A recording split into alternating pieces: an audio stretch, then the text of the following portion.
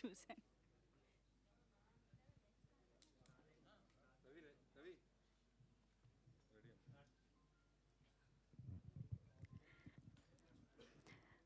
అందరికీ నమస్కారం. NTR new talent roars at production number 1కి సంబంధించినటువంటి event number 2, actually press meet number 2కి విచ్చేసిన ప్రతి ఒక్కరికి పేరు పేరున స్వాగతం, సుస్వాగతం. మీడియా మిత్రులందరికీ ఆహ్వానం. సాయి మాధవ్ బుర్రా గారికి స్పెషల్ వెల్కమ్. అండ్ మా ప్రొడ్యూసర్ ఎలమంచిలి గీత గారికి సాదర స్వాగతం పలుకుతూ ఉన్నాము. అండ్ గీత గారు చాలా కాలం తర్వాత ప్రొడ్యూసర్గానైనా సరే మా అందరి ముందుకు వచ్చినందుకు ముందుగా కృతజ్ఞతలు తెలియజేసుకుంటూ, ఇంకొక థ్యాంక్స్ కూడా చెప్పాలి మీకు. చాలా కాలం తర్వాత మా అందరికీ ఎంతో ఇష్టమైన డైరెక్టర్ వైవిఎస్ చౌదరి గారికి అవకాశం ఇచ్చి ఈ చిత్రం ద్వారా మా ముందుకు తీసుకొస్తున్నందుకు కూడా మీకు కృతజ్ఞతలు తెలుపుకుంటూ thank you so much for coming here. So YVS Chowdary గారికి hearty welcome to you sir. So yes, NTR మనందరికీ తెలుసు, ఒక డైరెక్టర్గా, ఒక ప్రొడ్యూసర్గా, ఒక ఫిల్మ్ మేకర్గా, లేకపోతే టీఎఫ్పిసి సెక్రటరీగా, ఇలా ఎన్నో బాధ్యతల్ని, ఎన్నో క్రాఫ్ట్స్ని ఆయన ఎంత అద్భుతంగా మలిచి మనందరికీ సుపరిచితులు అయ్యారో. కానీ వీటన్నిటికంటే కూడా ప్రేక్షకులందరూ ఆయన్ని విశ్వవిఖ్యాత నట సార్వభౌమ శ్రీ నందమూరి తారక రామారావు గారి వీరాభిమానిగానే గుర్తుండిపోవాలి అని కోరుకునేటువంటి అద్భుతమైన వ్యక్తి వైవిఎస్ చౌదరి గారు అని మనందరికీ తెలిసిన విషయమే. అటువంటి వైవిఎస్ చౌదరి గారికి ఎన్టీఆర్ గారి కుటుంబ సభ్యులతో వర్క్ చేసే అవకాశం ఎప్పుడొచ్చినా సరే ఆ మహానుభావుడు, ఆ కారణ జన్ముడు అయినటువంటి ఎన్టీఆర్ గారి మీద ఎంత భక్తి అభిమానం ఉందో అంతే భక్తి అభిమానాలతో వారందరితోనూ పనిచేయడం జరిగింది. అటువంటి అద్భుతమైన చిత్రాల్ని తెలుగు పరిశ్రమకి అందించడము జరిగింది. మరొక్కసారి అటువంటి ఆయన అదృష్టంగా భావించేటువంటి ఒక అవకాశం మళ్ళీ ఆయనకు వచ్చింది ఈ సినిమా ద్వారా, ఈ ప్రొడక్షన్ ద్వారా అని చెప్పాలి.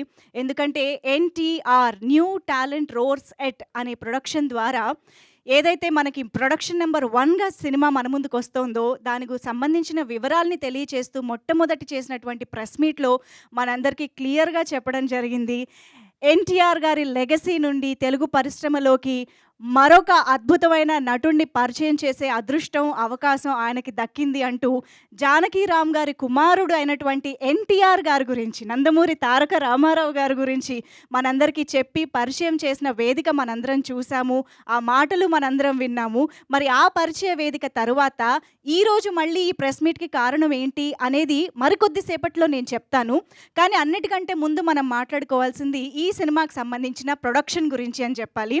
So new talent roars at అంటూ ఒక అద్భుతమైన మంచి ఇంటెన్షన్ తోటి ఈ చిత్రాన్ని, ఈ ప్రొడక్షన్ని మన ముందుకు తీసుకొస్తూ ఉన్నారు కొంతమంది వండర్ఫుల్ ప్రొడ్యూసర్స్.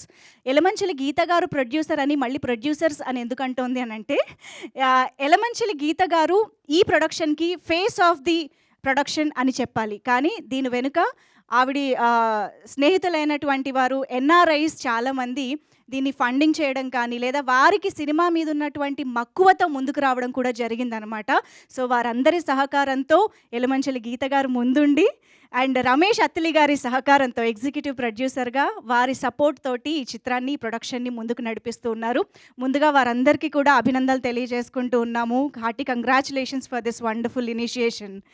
సో ప్రొడక్షన్ గురించి మాట్లాడుకుంటూ ఉన్నాం కాబట్టి ఇవాళ మన ప్రెస్ మీట్ గురించి డీటెయిల్స్లోకి వెళ్లే ముందు ప్రొడక్షన్ లోగో ఒక్కసారి మళ్ళీ స్క్రీన్ పైన చూస్తే బాగుంటుంది కాబట్టి దాంతోనే స్టార్ట్ చేద్దాము. Can we have the New talent roars at Production logo on screen please.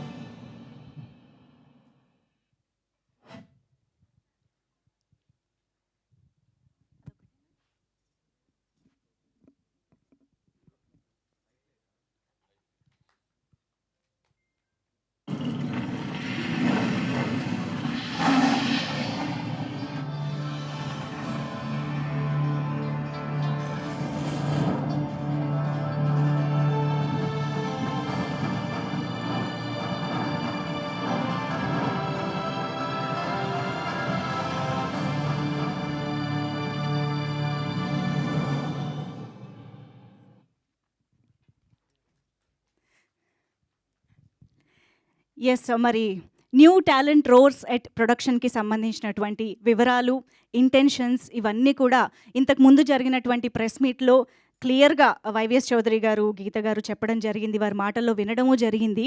అయితే ఇవాల్టి ఈ ప్రెస్ మీట్కి, ఈవెంట్కి కారణం ఏంటి అంటే, ప్రీవియస్ ఈవెంట్లో మనం ఈ new talent roars at production number 1 చిత్రంలోని కథానాయకుడు ఎవరు అనే విషయాన్ని మనకి పరిచయం చేశారు వైవిఎస్ చౌదరి గారు. దట్ ఈజ్ నందమూరి తారక రామారావు గారు అని చెప్పేసి. సో ఇప్పుడు ఈ ఈవెంట్లో మనం ఇంకొక అంటే ఈ సినిమాకి సంబంధించి ఆ న్యూ టాలెంట్ని సపోర్ట్ చేయడానికి ముందుకు వచ్చినటువంటి కొంతమంది అతిరథ మహారథుల గురించి, మహానుభావుల గురించి, ఈ సినిమాలో కాంట్రిబ్యూట్ చేయబోతున్నటువంటి వారి గురించి తెలుసుకోబోతున్నాం అన్నమాట. సో ముందుగా ఈ సినిమా కథానాయకుడు, కథానాయికల గురించి తెలుసుకునే ముందు కథకి మాటలు అందించిన వారి గురించి తెలుసుకుంటే ఇంకా బాగుంటుంది. కాబట్టి మరి ఇప్పటికే తెలుగు సినీ పరిశ్రమలో ఎన్నో వైవిధ్యమైనటువంటి చిత్రాలకి అంతే దారుఢ్యమైనటువంటి డైలాగ్స్ రాసి మనందరి గుండెల్లో నిలిచిపోయేటువంటి మాటల్ని అందించినటువంటి అద్భుతమైన రచయిత ఈ సినిమాకి పనిచేస్తున్నారు అని తెలిసింది. మరి వారెవరు అనేది డైరెక్ట్గా స్క్రీన్ పైన చూసి తెలుసుకుంటే బాగుంటుంది. కాబట్టి ఆలస్యం చేయకుండా ఆ ఏవి చూసేద్దాము. Can we have the dialogue writers ఏవి on screen please?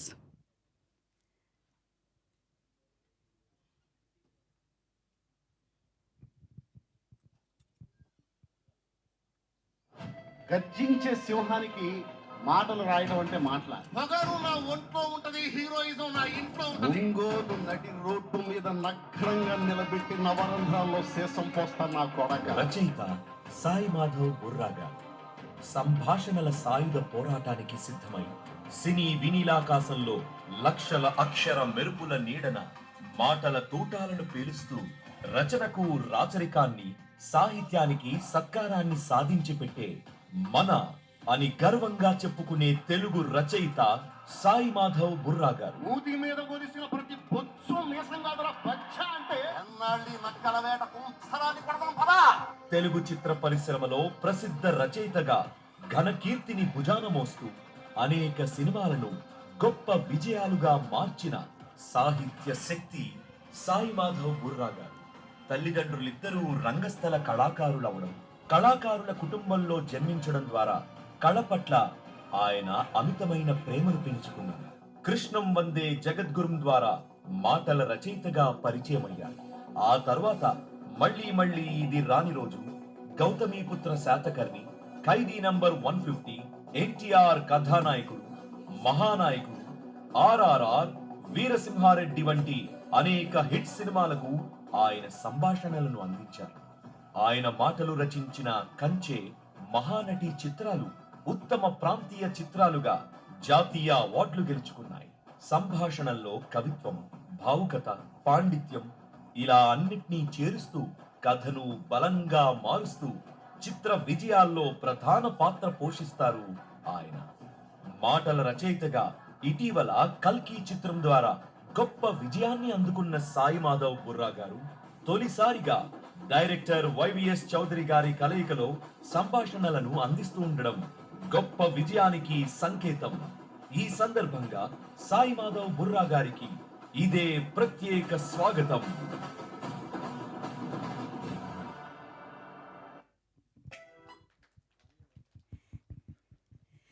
Yes, New talent roars at Production సంస్థ ద్వారా సాయి మాధవ్ బుర్రా గారికి ఆహ్వానం పలికేస్తున్నాము ఈ ప్రొడక్షన్ నెంబర్ 1లోకి. సో మనందరికీ తెలుసు, కృష్ణం వందే జగద్గురుం చిత్రం నుంచి త్వరలో రాబోతున్నటువంటి విశ్వంభర వరకు ఎన్ని అద్భుతమైన ఎన్ని అద్భుతమైన వైవిధ్యమైన చిత్రాలకి ఆయన మాటలు అందించారో మనందరికీ తెలుసు. అన్నిటికంటే ముఖ్యంగా మన ఎన్టీఆర్ గారి కథానాయకుడు, మహానాయకుడు లాంటి జీవిత చరిత్రని ఆవిష్కరింపజేసినటువంటి చిత్రాలకి మాటల్ని అందించినటువంటి రచయిత ఆ లెగసీ నుంచి వస్తున్నటువంటి ఇంకొక కథానాయకుడికి మాటలు అందించడం అనేది డెఫినెట్గా చాలా ఇంట్రెస్టింగ్గా ఉండబోతోంది, చాలా ఇంపాక్ట్ఫుల్గా ఉండబోతోంది అనేది అక్కడే అర్థమైపోతుంది. Hearty welcome to you Sai Madhav Burra garu once again. So yes, మరి ఈ చిత్రానికి సంబంధించి ఇంకొక అద్భుతమైన సాహితీ విజ్ఞాని గురించి మనం ఇప్పుడు తెలుసుకోబోతున్నామని చెప్పాలి. తెలుగు సినిమా సాహితీ రంగంలో ఆయన ఎన్నో అద్భుతమైన కాంట్రిబ్యూషన్స్ చేశారు. మనం దశాబ్దాలుగా తరతరాలుగా చెరిష్ చేసుకునేటువంటి అద్భుతమైన సాహిత్యాన్ని మనకి అందించారు. సాహిత్య విలువలున్నటువంటి పాటల్ని మనకి అందించారు. మరి అటువంటి లిరిసిస్ట్ గురించి నేను మాటల్లో చెప్పే కంటే ఒక ఏవి ద్వారా తెలుసుకుంటే బాగుంటుంది కాబట్టి, so can we have the lyricist ఏవి ఆన్ స్క్రీన్ ప్లీజ్.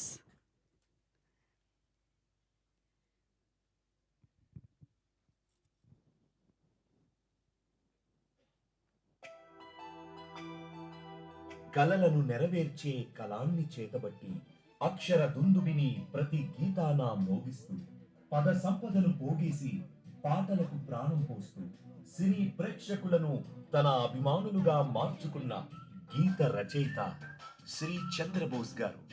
ప్రతి పాట అర్థవంతం, ప్రతి పలుకు నిత్య సత్యం.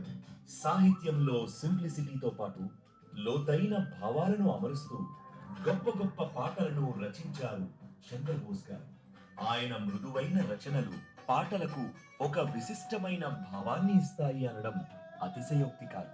తాజ్ మహల్ చిత్రంలోని మంచు కొండల్లో నా చంద్రమా అంటూ మొదలైన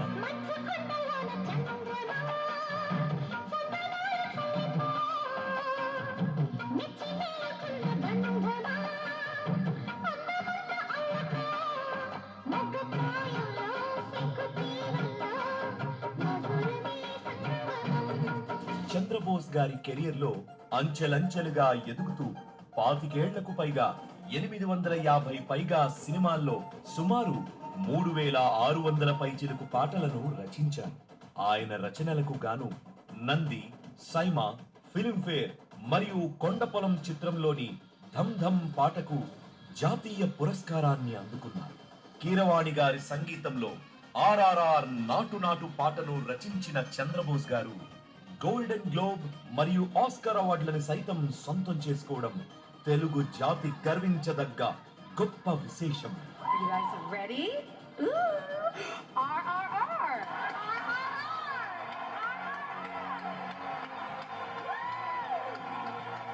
Chandra Bose originally earned a degree for electrical and electronics engineering before becoming a lyricist.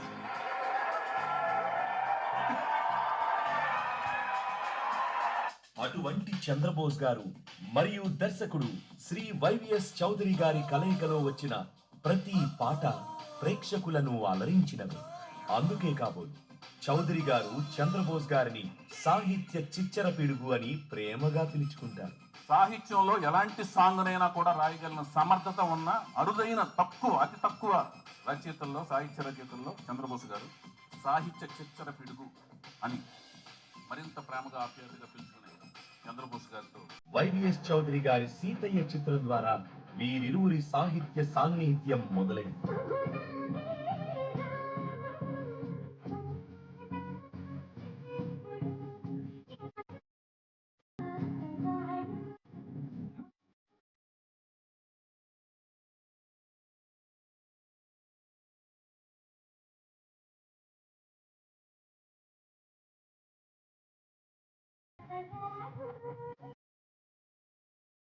ఈ కాంబినేషన్ లో ద్వితీయ విఘ్నం లేకుండా దేవదాస్ చిత్రం ఒక గొప్ప ఆడియో బ్లాక్ బస్టర్ గా నిలిచింది. నువ్వంటేనే ఇష్టం, నువ్వు కాదంటేనే కష్టం. నువ్వంటేనే ఇష్టం, నువ్వు కాదంటేనే కష్టం. ఏం చేయమంటావో ఆకాశం నేలైనా, ఈ నేలే నింగైనా, ఆరెందో లేకున్నా. అప్పటి నుండి వీరి కాంబినేషన్ లో విజయవంతమైన అనేక పాటలతో ప్రయాణం కొనసాగుతూ వచ్చింది. ఇప్పుడు మరోసారి ఈ సూపర్ హిట్ కలయికలో ఆణిముత్యాల్లాంటి పాటలు రాబోతుండడం సంతోషకర విషయం. వీరిద్దరి కలయికలో మరో గొప్ప విజయానికి నాంది పలుకుతూ చంద్రబోస్ గారికి ఇదే మా ప్రత్యేక స్వాగతం.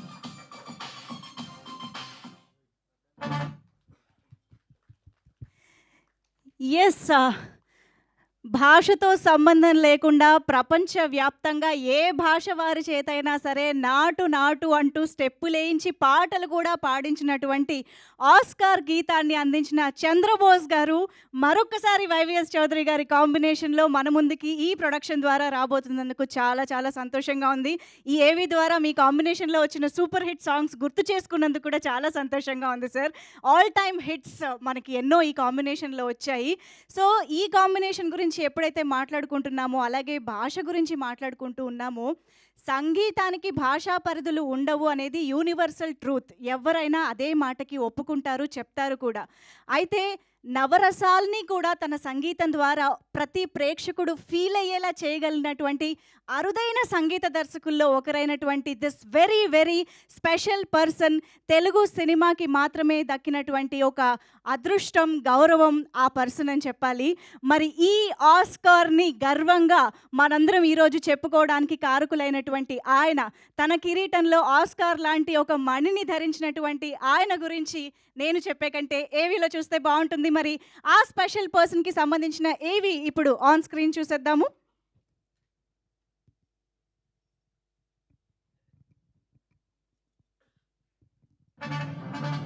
ఎంఎం కీరవాణి గారు తెలుగు సినీ రంగంలో 30 ఏళ్లకు పైగా సుదీర్ఘ సినీ ప్రస్థానం కలిగిన అగ్రస్థాయి సంగీత దర్శకులు ఎంఎం కీరవాణి గారు మనసు మమతా చిత్రంలో సంగీత దర్శకుడిగా వెండితెరకు పరిచయమైన కీరవాణి గారు సంగీత ప్రయాణంలో గొప్ప విజయాలను అందుకున్నారు. అన్నమయ్య చిత్రానికి గాను జాతీయ స్థాయిలో ఉత్తమ సంగీత దర్శకునిగా పురస్కారాన్ని అందుకున్నారు. అనేక భాషల్లో అద్భుతమైన మ్యూజికల్ హిట్స్ ను అందించడమే కాకుండా వీరి సంగీతంతో సినిమాని మరో స్థాయికి తీసుకెళ్తారు. అనేక గొప్ప చిత్రాలకు సంగీతాన్ని అందించిన కీరవాణి గారిని ఫిల్మ్ఫేర్స్ తో పాటు నంది వంటి అనేక పురస్కారాలు వరించాయి. పుణ్యభూమి నా దేశం నమో నమామి.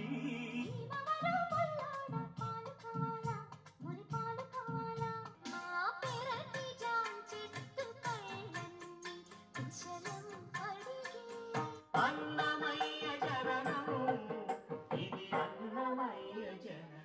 చాంగులే చాంగులే ఎక్కడో పుట్టి ఎక్కడో పెరిగి ఇక్కడే కలిశా.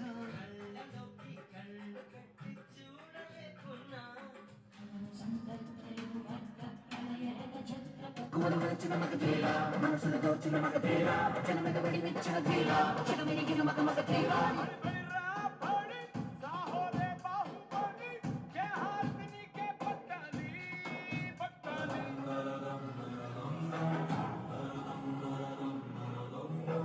త్రిబుల్-ఆర్లోని నాటు నాటు పాటతో అకాడమీ, గోల్డెన్ గ్లోబ్ మరియు ఆస్కార్ అవార్డులను సైతం సొంతం చేసుకున్నారు.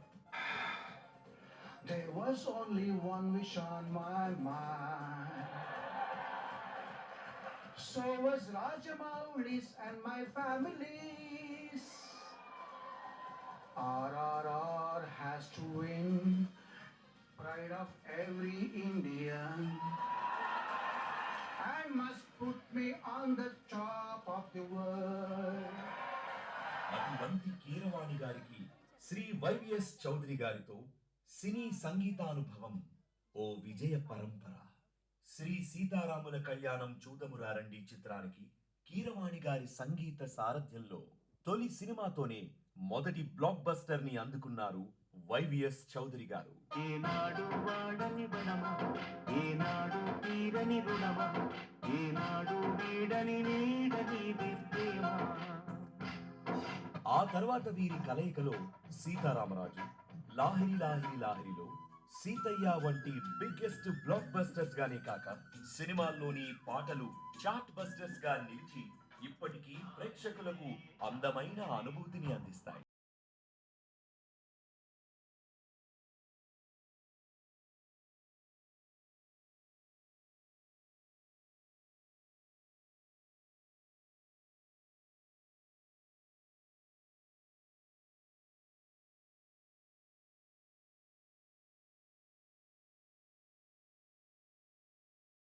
కాంబినేషన్ మళ్ళీ రిపీట్ అయ్యేలా మళ్ళీ మన ముందుకు రాబోతున్నారు.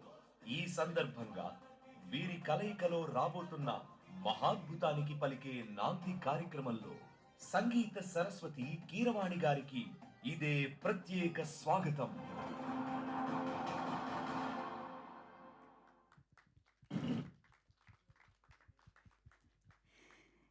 ఎస్ ఎంఎం కీరవాణి గారు అలాగే వైవిఎస్ చౌదరి గారు ఎప్పుడు కలిసి సినిమా చేసినా ఆ సినిమా ఖచ్చితంగా మ్యూజికల్ హిట్గానే నిలిచింది అని మనకి ఈ సినిమాలు చూస్తేనే అర్థమవుతాయి.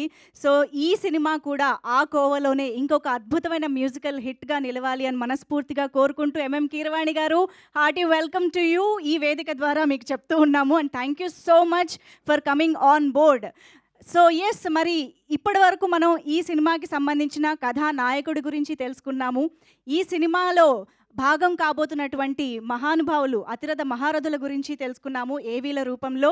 అలాగే మరికొద్ది సేపట్లో ఈ సినిమా ద్వారా మన ముందుకు రాబోతున్న కథానాయిక గురించి కూడా తెలుసుకోబోతున్నాము. అది కూడా వైవిఎస్ చౌదరి గారి మాటల్లో తెలుసుకుంటే బాగుంటుంది కాబట్టి నేనైతే ప్రస్తుతానికి ఏమీ చెప్పట్లేదు, ఎందుకంటే నాకు ఇంకా ఏం తెలియదు కాబట్టి. సో ఎస్, మనం పోయిన నెల అంటే జూన్ 10న బాలయ్య బాబు గారి బర్త్డే సందర్భంగా, పుట్టినరోజు సందర్భంగా మన new talent roars at production number 1కి సంబంధించిన ఫస్ట్ ప్రెస్ మీట్ని ఆ రోజు నిర్వహించి ఎన్టీఆర్ గారి లెగసీని క్యారీ ఫార్వర్డ్ చేస్తున్నటువంటి మరొక ఎన్టీఆర్ గారు నందమూరి తారక రామారావు గారిని పరిచయం చేస్తూ మన ముందుకి ఒక ప్రెస్ మీట్ని తీసుకురావడం జరిగింది, ఒక అనౌన్స్మెంట్ తీసుకురావడం జరిగింది. అలాగే ఈరోజు అఫ్కోర్స్ నాగపంచమి సందర్భంగా శుభదినం మనందరికీ తెలుసు. దాంతోపాటుగా యువరాజు లాంటి అద్భుతమైన చిత్రాన్ని వైవిఎస్ చౌదరి గారితో చేసినటువంటి మన సూపర్ స్టార్ మహేష్ బాబు గారి బర్త్డే సందర్భంగా ఈరోజు ప్రెస్ మీట్ నిర్వహించడం అనేది ఇంకా స్పెషల్గా అనిపిస్తోంది. సో వైవిఎస్ చౌదరి గారు ఏం చేసినా దాని వెనక చాలా ఆలోచన ఉంటుంది అని అర్థం అవుతూనే ఉంది ప్రతి అడుగులో కూడా. డెఫినెట్గా ఇటువంటి ఆయన ఎంతో ఇష్టమైన, ఎంతో అభిమానించే శ్రీ నందమూరి తారక రామారావు గారి కుటుంబంలో నుంచి ఒక వ్యక్తిని, అంటే ఆయన మామూలుగానే ఒక హీరోని పరిచయం చేయాలి అని అంటే ఎంత ఎఫిషియెంట్గా, ఎంత రెస్పాన్సిబుల్గా చేస్తారో గతంలో వచ్చిన ఎన్నో సినిమాలు ప్రూవ్ చేశాయి.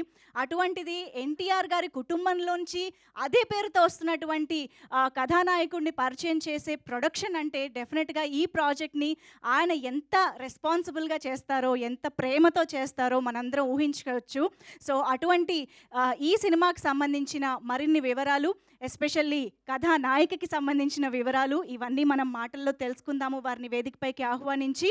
కాకపోతే మనం వైవిఎస్ చౌదరి గారికి సంబంధించి, మరి ముఖ్యంగా ఈ ప్రొడక్షన్కి సంబంధించి ఏ పని మొదలు పెట్టాలన్నా సరే మనందరికీ ఎంతో ఇష్టమైన వైవిఎస్ చౌదరి గారి ఆరాధ్య దైవమైనటువంటి విశ్వవిఖ్యాత నట సార్వభౌమ శ్రీ నందమూరి తారక రామారావు గారిని స్మరించుకుంటూనే మొదలు పెట్టాలి డెఫినెట్గా.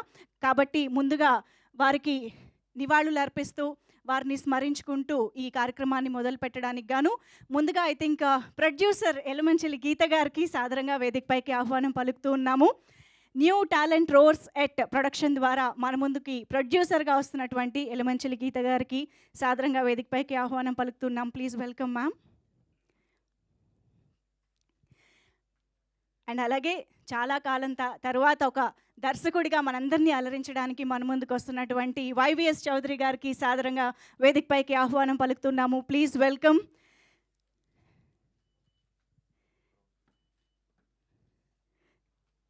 Welcome sir. అండ్ ఎస్, అలాగే new talent roars at production number 1 చిత్రంలో భాగస్వాములైనటువంటి మన స్టార్ రైటర్ సాయి మాధవ్ బుర్రా గారికి సాదరంగా వేదికపైకి ఆహ్వానం పలుకుతున్నాము. ఈ చిత్రానికి మాటలు అందిస్తున్నటువంటి రచయిత Sai Madhav Burra garu. Please welcome sir.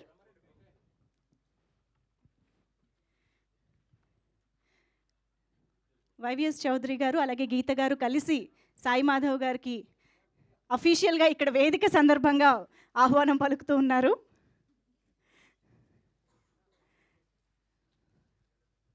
So ముందుగా ఎన్టీఆర్ గారి దగ్గర జ్యోతిని వెలిగించి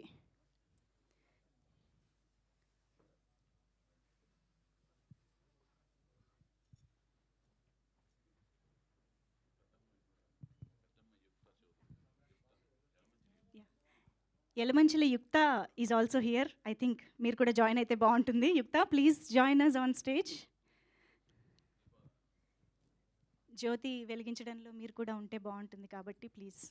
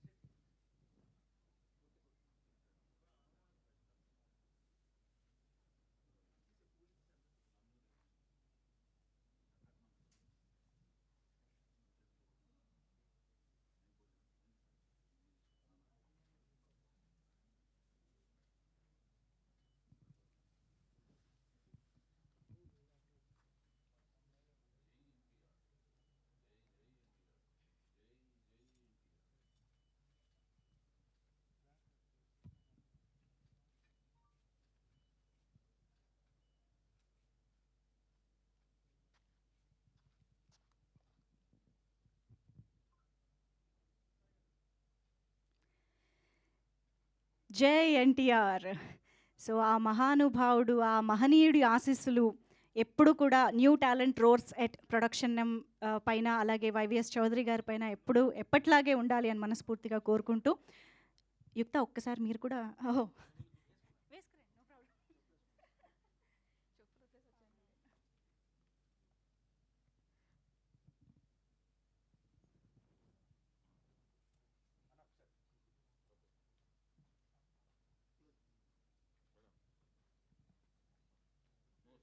యుక్త ఫోటో కోసం రండి.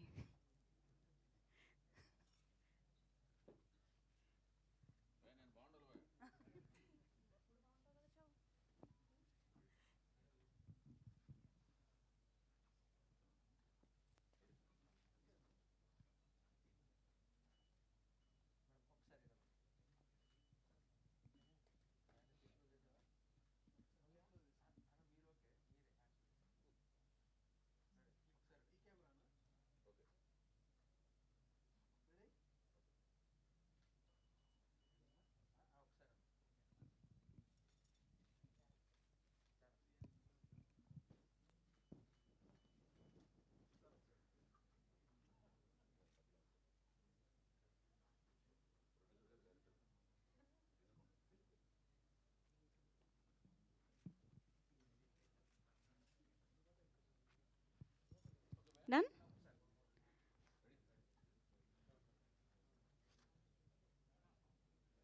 ఛానల్స్కి వస్తుంది కదా కవరేజ్. యా, ఓకే కదా. Thank you so much.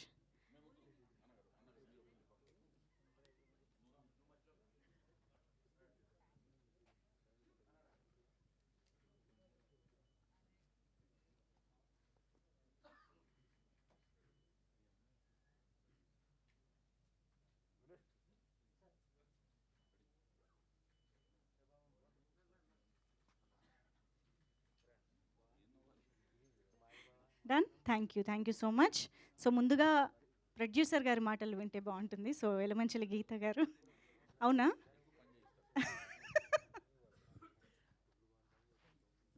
సభకు నమస్కారం అండి. ఈ రోజున నాకు చాలా ఆనందంగా ఉంది. ఎందుకంటే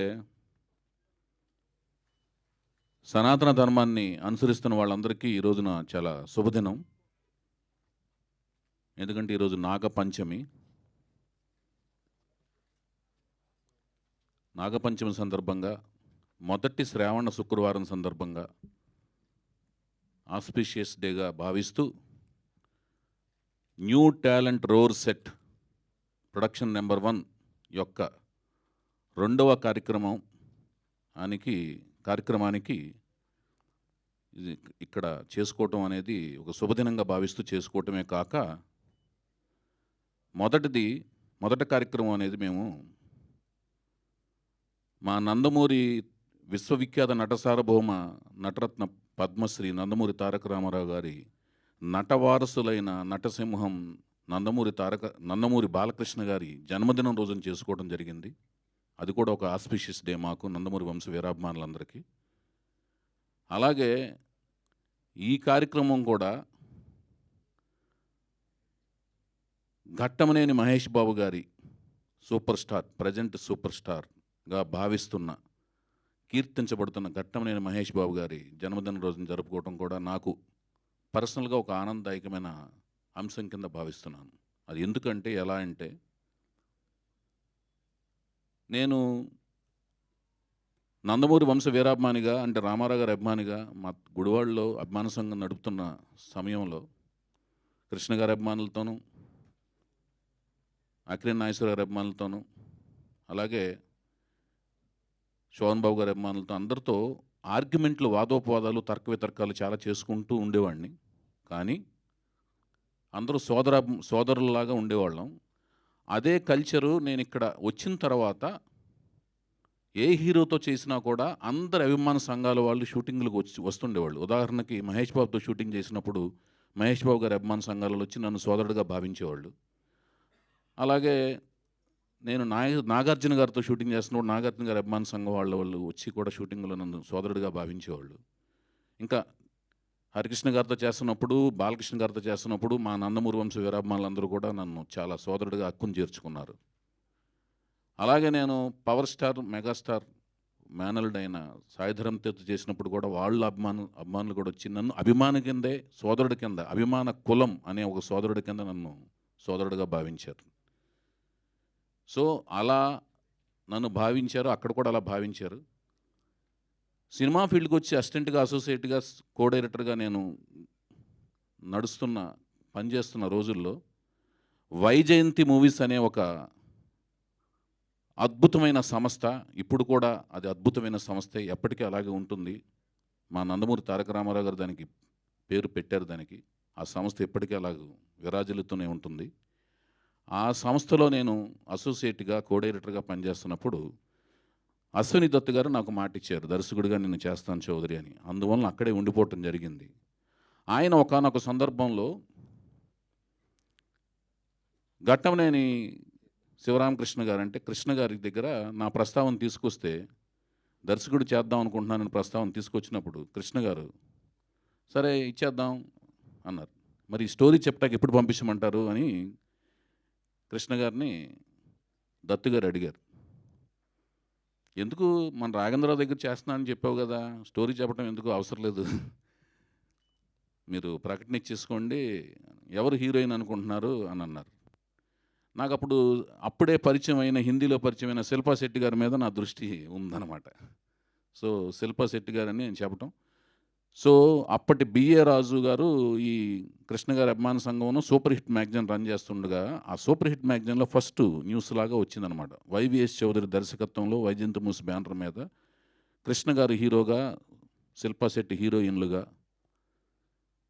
వైవిఎస్ చౌదరి దర్శకత్వంలో అని నా మొట్టమొదటి ప్రకటన వచ్చింది. మొట్టమొదటి దర్శకత్వం అనే ప్రకటన వచ్చింది. సో అలాగా ఆయన అంత ఈజీగా దర్శకత్వం అనేది నాకు అవకాశం ఇస్తానని, రాఘవేంద్రరావు గారి దగ్గర చేస్తున్నాడు కదా అవకాశం అనేది, అంతే ఈజీగా నేను డైరెక్టర్ అయిన తర్వాత, శ్రీ సీతారాముల కళ్యాణం చూస్తున్నారండి, సీతారామరాజు సినిమాలు అయిన తర్వాత మహేష్ బాబు రాజకుమారుడు షూటింగ్ జరుగుతుండగా నేను యువరాజు కథను కూడా ఒక 2-3 నిమిషాలు చెప్పాల్సి వచ్చింది. మొదటి సినిమా ఆయన రిలీజ్ కాలేదు. గుడివాడలో నేను అభిమాన సంఘంలో తిరుగుతున్నప్పుడు అభిమానులతో పాటు, కృష్ణ గారి అభిమానులతో పాటు మహేష్ బాబు సినిమాలను చూశాను. నాకు కృష్ణ గారు వీళ్ళందరూ మీరు రామారావు గారి అభిమానులు కాబట్టి వాళ్ళంటే పడేది కాదు, కానీ మహేష్ బాబు అంటే ఎందుకో చైల్డ్ ఆర్టిస్ట్గా ఉన్న కాడి నుంచి చాలా ఇష్టం అన్నమాట. ఆ ఇష్టం అనేది అనుకోకుండా ఆయనకే కథ చెప్పాల్సిన పరిస్థితి వచ్చినప్పుడు ఆ 10 నిమిషాలు 5 నిమిషాల్లో యువరాజు కథని చెప్పడం జరిగింది. చాలా సెన్సిటివ్ ఎలిమెంట్ ఆ కథ. అలాగే ఆయనకి వెంటనే నచ్చేసింది. రాజకుమారుడు చేస్తున్న టైంలో సెట్స్లో గోల్కొండ ఫోర్ట్లో 10 నిమిషాలు చెప్తుండగా ఆయనకి వెంటనే నచ్చేసింది.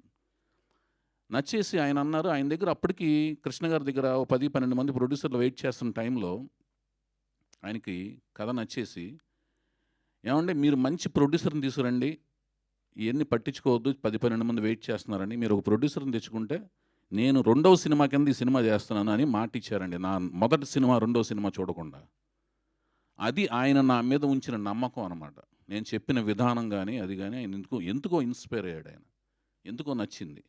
ఆయన నా మీద ఉంచిన నమ్మకం అనేది నాకు ఎంతో ఆత్మీయంగానో ఆప్తుడిలాగా భావించాను. అదే ఆత్మీయత, ఆప్తుడుగా నన్ను భావించిన ఆ అనుబంధం అదంతా కూడా సినిమా త్రూఅవుట్, యువరాజు త్రూఅవుట్ నేను అది కొనసాగింది. తర్వాత కూడా కొనసాగింది. యువరాజు దరిమిల జరుగుతున్న చర్చలు, వాదోపాదాలు, సినిమా నిర్మాణ కార్యక్రమాల్లో జరుగుతున్నప్పుడు ఆయన మరీ పట్టుబట్టి, మీరు సొంతంగా నిర్మాణ సంస్థ పెట్టండి, ఎందుకు ఈ చర్చలు గిర్చలు, మీరు నిర్మాణ సంస్థ పెడితే నేను కథానాయకుడిగా ఉండి సినిమా చేస్తానంటే, ఆయన చెప్పిన మీదటే నేను బొమ్మరిల్లు అనే సంస్థ పెడతాం జరిగింది. ఆయన ఇంకా నాకు ఇష్టం లేదు యాక్చువల్గా నిర్మాతను అవటం అనేది. ఆయన 2-3 సార్లు పోరిన తర్వాత నేను వెళ్ళి బలవంతంగా, ఎందుకంటే అట్టి కఠినమైన చర్య అనమాట నిర్మాత అవటం అనేది, వెళ్ళి నిర్మాతగా అవటం జరిగింది. బొమ్మరిల్లు అనే సంస్థ, బొమ్మలు తయారు చేసే ఇల్లు బొమ్మరిల్లు. బొమ్మ అంటే సామాన్య మానవుడి భాషలో ఎన్టీఓడు బొమ్మ చూశాను, ఏఎన్ఆర్ బొమ్మ చూశాను అనేవాళ్ళు ఒకప్పటి రోజుల్లో. అందుకని బొమ్మలు తయారు చేసే ఇల్లు బొమ్మరిల్లు అనే ఒక అర్థవంతమైన పేరుతో బొమ్మరిల్లు అనే నిర్మాణ సంస్థని స్థాపించడం జరిగింది. తర్వాత మహేష్ బాబు గారి సినిమాలు ఆయన చాలా బిజీగా ఉన్న టైంలో నేను లాహిర్ లాహిర్ చిత్రంతో ప్రారంభించిన వెంటనే, సినిమా రిలీజ్ అయిన వెంటనే ప్లాటినం డిస్క్ ఫంక్షన్ చేసి దాన్ని సినిమాని ఒక ప్రచారాన్ని ఊపందించుకునే కార్యక్రమం చేయాల్సి వచ్చినప్పుడు ఆయనే స్వచ్ఛందంగా వచ్చి జెమినీ టీవీకి ఫోన్ చేసి డెకరేషన్ అది చేయించి ప్లాటినం డిస్క్ ఫంక్షన్కి ఆయనే స్వయంగా వచ్చి 2 గంటల కార్యక్రమం చేసి నాకు వెన్నింటి ఉన్నారన్నమాట. ఆయన ఒక ఆప్తుడిలాగా, ఒక ఆత్మీయుడిలాగా. సో అదంతా నేను వైవిఎస్ చౌదరి అంటే స్నేహం, నమ్మకానికి ప్రతిఫలం, కృతజ్ఞత చూపించుకునే విధానం అన్నమాట. నాలో నటన ఉండదు, యాక్టింగ్ ఉండదు, బంధాలను అనుబంధాలు తెంచుకునే ఒక తత్వం ఉండదన్నమాట. సో అది ఆ రుణాన్ని తీర్చుకుందాం ఉద్దేశంతో ఆ సినిమా 100 డేస్ ఫంక్షన్ అప్పుడు సేమ్ ఇదే రోజున 2002 ఆగస్టు 9న నేను ప్రకటన ఇచ్చిన మేరకు, రిలీజ్ రోజున ఇచ్చిన ప్రకటన ఇచ్చిన మేరకు ఆగస్టు 9న గుడివాడలో ఎన్టీఆర్ స్టేడియంలో ఇదే మహేష్ బాబు బర్త్డే రోజు అనుకోకుండా వచ్చిన రోజున 2వ వారంలో జరపబడతాయని స్టేట్మెంట్ ఇచ్చిన ప్రకారం ఆగస్టు 9నే నేను చేశాను. చేసి రాజమండ్రి నుంచి దాదాపు ఆ రోజుల్లో 3 నుంచి 4 లక్షల రూపాయల క్రాకర్స్ తెప్పించి హ్యాపీ బర్త్డే మహేష్ బాబు అని చెప్పేసి నేను క్రాకర్స్ కాల్పించటం, అదంతా జెమినీ టీవీలో ఆ రోజున లైవ్ టెలికాస్ట్లో కూడా రావటం కూడా జరిగింది. సో అంతటి అనుబంధం, ఆ ఆత్మీయత ఉంది. అనుకోకుండా మళ్ళీ ఇదే రోజున ఈ ఫంక్షన్ చేసుకోవటం కూడా నాకు ఒక కోఇన్సిడెంటల్గా, యాదృచ్ఛికంగా నేను భావిస్తున్నాను. సో అంతటి ఒక బ్యాక్ అనుబంధం, ఎమోషన్ ఉంది ఈ కార్యక్రమానికి. ఇక ఈ కార్యక్రమానికి వస్తే, ఈ కార్యక్రమంలోని మెరుపులు ఏంటంటే, ఒక కథ సర్వేంద్రియానం నయనం ప్రధానం, అంటే దృశ్యం అనేది ప్రధానం. సినిమాకి దృశ్యం అనేది మెయిన్. దృశ్యం అంటే కథ, కథనం. కథ నేను రాసుకున్నాను, కథనం అనేది నా ఆలోచనలోంచి అర్థవంతమైన, సమర్థవంతమైన మాటలు రాయటానికి ఒక అద్భుతమైన వ్యక్తి కావాలని తపన పడుతున్న టైంలో పీపుల్ స్టార్ నారాయణమూర్తి గారు నాకు కంచె రిలీజ్ అయిన టైంలో నాకు ఇదే ప్రసాద్ ల్యాబ్ కాంపౌండ్లో ఎదురయ్యారు. నాకు ఆయన నన్ను బసో సౌత్ ఇండియా సుభాష్ గాయ్ అని సరదాగా అంటుంటారు నన్ను నారాయణమూర్తి గారు. ఎప్పటి నుంచిన ఆయన ఆవేశం అలా ఆయన చుట్టూ తిరుగుతుంటుంది. ఆయన మనిషి ఎలా ఉన్నా, ఆయన చాలా ఆవేశపరుడు. ఆయన కూడా నాకు ఇన్స్పిరేషన్ అనమాట. ఆయన ఈవి సత్యనారాయణ గారు నేను బ్యానర్ పెడతాక ఇంకో రకమైన ఇన్స్పిరేషన్ అనమాట. సొంత బ్యానర్ పెట్టకపోతే వాళ్ళ ఈవీవి గారు సెకండ్ ఇన్నింగ్స్ లేదు. సొంత బ్యానర్ పెట్టకపోతే పీపుల్ స్టార్ నారాయణమూర్తి గారు మన ఆంధ్రప్రదేశ్కి పీపుల్ స్టార్గా కనపడేవాళ్ళు కాదు. వాళ్ళిద్దరికీ కూడా నేను లాహిర్ 100 డేస్ ఫంక్షన్ అప్పుడు సన్మానం చేసుకున్నాను. 100 డేస్ వేదిక మీద పిలిచి కృతజ్ఞతలు తెలియజేసుకున్నాను. సో ఆయన కనపడి కంచె సినిమా చూసారా, అద్భుతమైన డైలాగ్ రైటర్ వచ్చాడు, చాలా అర్థవంతంగాను సారవంతమైన మాటలు రాస్తున్నారు, వెళ్ళి అర్జెంటుగా చూడండి మీరు అని ప్రసాద్ ల్యాబ్లో కనపడి నన్ను అర్జెంటుగా పీవీఆర్లో ఎదురుగుండా, అప్పుడు సినిమాక్స్ అనమాట, రాఘవేంద్ర గారు సినిమాక్స్లో పంపించే సినిమా చూపించారు, చూడమని చెప్పొచ్చారు. సో నేను వెంటనే వెళ్ళి చూడటం జరిగింది. చూసిన తర్వాత అర్రే ఇప్పుడు నేను సినిమా చేయట్లేదు, ఎందుకు నాకు ఆ సినిమా తర్వాత గ్యాప్ వచ్చింది. అంటే రే సినిమా ఇంకా పోస్ట్ ప్రొడక్షన్ వర్క్లో జరుగుతుంది, మళ్ళీ ఎప్పుడు సినిమా తీస్తానో ఏంటో. సినిమా తీసినప్పుడు మాత్రం డెఫినెట్గా ఈ డైలాగ్ రైటర్ గారిని పెట్టుకోవాలి, ఈయన ఎవరు నాకు పరిచయం లేదు, ఎలాగో అప్రోచ్ అవుదాంలే అని అనుకుంటా గ్యాప్ ఇలా అయింది. ఈలోగా ఈయన ఆరోహణ క్రమంలో ఇలా పెరుగుతూ వెళ్ళిపోయి పెద్ద పెద్ద సినిమాలు, ప్రతిభావంతమైన డైలాగ్సు, సారవంతమైన డైలాగ్సు, తెలుగు భాషకి గుర్తుకు తెచ్చే ఒక చిన్న డైలాగులో ఒక సీనును, ఒక సినిమా యొక్క సారాంశాన్ని తెలియజెబుతూ మన ఆలోచింపజేసే డైలాగులు రాస్తూ, సంభాషణలు రాస్తూ ఇంటికి వెళ్ళినా కూడా, అంటే మహానటి ఇంటర్వెల్ సీన్ అయితే అసలు ఒకటి కాదు, అంటే ఒకటి గురించి చెప్తే మిగతా దాన్ని మనం అనాథలుగా వదిలేసినట్టు. ఒక తల్లికి ఒక బిడ్డ గురించి పొగిడితే మిగతా బిడ్డలు ఏంటి అని బిడ్డలు ఫీల్ అవుతారని తల్లి చెప్పకుండా అందరూ నాకు సమానమే అంటారు చూడండి. అట్లాగూ అన్ని సినిమాలకి న్యాయం చేశారు. సినిమాలు ఇప్పుడు కథానాయకుడు మహానాయకుడు సినిమాలు ఉన్నాయి, అందులో అన్ని డైలాగ్స్ అద్భుతంగా రాశారు. సో అట్లాంటి ఈయనతో ఎప్పుడు పని చేయాలి అని అనుకుంటున్న టైంలో నాకు ఇంతకుముందు డైలాగ్స్ రాసిన వాళ్ళు కూడా అద్భుతంగా రాశారు. వాళ్ళని ఎంతో కష్టపెట్టాను, వాళ్ళు కష్టపడ్డారు. ఉదాహరణకి నాకు ఫస్ట్ సినిమా నాకు ఎంతో ఇష్టపడి, నేను ఎంతో అభిమానించి చేరువయ్యి రాయించుకున్నది జంజాల్ గారితో నా ఫస్ట్ ఫిలిం. ఆయనకి నేను ఫ్యాన్ని. రెండో సినిమా పోసాన కృష్ణమురళి. అలాగే తర్వాత నుంచి నాకు పరిచయం అయ్యాడు చింతపల్లి రమణ గారు. ఆయన ఎక్సలెంట్గా ఆయనతో అసోసియేషన్ చాలా సినిమాలు కొనసాగింది. ఆయన అన్ని రకాలుగా కష్టపడ్డారు. చింతపల్లి రమణ గారు అద్భుతంగా నాకు సహాయ సహకారాలు అందించారు. అద్భుతమైన విజయాలు ఆయన ద్వారా వచ్చినాయి నాకు. ఈ తర్వాత ఈయన నాకు నెక్స్ట్ సినిమా చేస్తే ఈయనతోనే చేయాలి అని అనుకున్న టైంలో ఈయన ఎదిగిపోయాడు. అన్నగారు మీరు ఎదిగిన నా పట్ల అదే మీరు కంచెప్పుడు నేను చూసిన అదే విధేయత, అదే నేను అప్రోచ్ అయినప్పుడు అంతే స్నేహపూర్వక సంబంధాలతో. ఇంకొక అదృష్టం ఏంటంటే ఈయనకి నాకు కామన్ ఫ్యాక్టర్ ఏంటంటే రామారావు గారంటే నాకు ఎంత గాఢమైన అభిమానం ఉందో అంతకు మించిన గాఢమైన అభిమానం ఆయనకు కూడా ఉంది. ఆయన పట్ల స్టడీ ఉంది. సో మీ ఇద్దరం కలిసి పనిచేయడం అనేది నా అదృష్టం కింద భావిస్తున్నాను ఈ సినిమాకి. సో కథనం, దృశ్యం, సర్వేంద్రియానం నయనం ప్రధానం అంటే దృశ్యం పరంగా నేను ఎంతో కష్టపడ్డానని నేను భావిస్తున్నాను. కష్టపడుతూనే ఉంటాను. సినిమా వరకు నేను చేయగలిగింది అదొకటే. కష్టపడాలి కూడా. అది నా కర్తవ్యం. అది నా బ్రెడ్ బటర్ అండ్ కీర్తి ప్రతిష్టల కోసం నేను చేయాలి. సో ఆయన దొరికారు. ఇక నయనం అంటే కళ్ళు కోల్పోయిన వాడికి శ్రవణం ప్రధానం అవుద్దన్నమాట. అంటే చెవుల ద్వారా విన్న తర్వాత ప్రపంచాన్ని ఊహించగలిగే శక్తి, సంపద ఓన్లీ చెవుల మీద డిపెండ్ అయి ఉంటాడు. అంటే శబ్దం, ఆ శబ్దంలో విని శబ్ద తరంగాల ద్వారా మీరు కూర్చోవచ్చండి కాసేపు. అక్కడ నా కాళ్ళు నొప్పులు వస్తున్నాయి, దయచేసి కూర్చోండి. నా కాళ్ళు ఎందుకు నొప్పులు వస్తున్నాయి అర్థం కాలేదు, దయచేసి ప్లీజ్.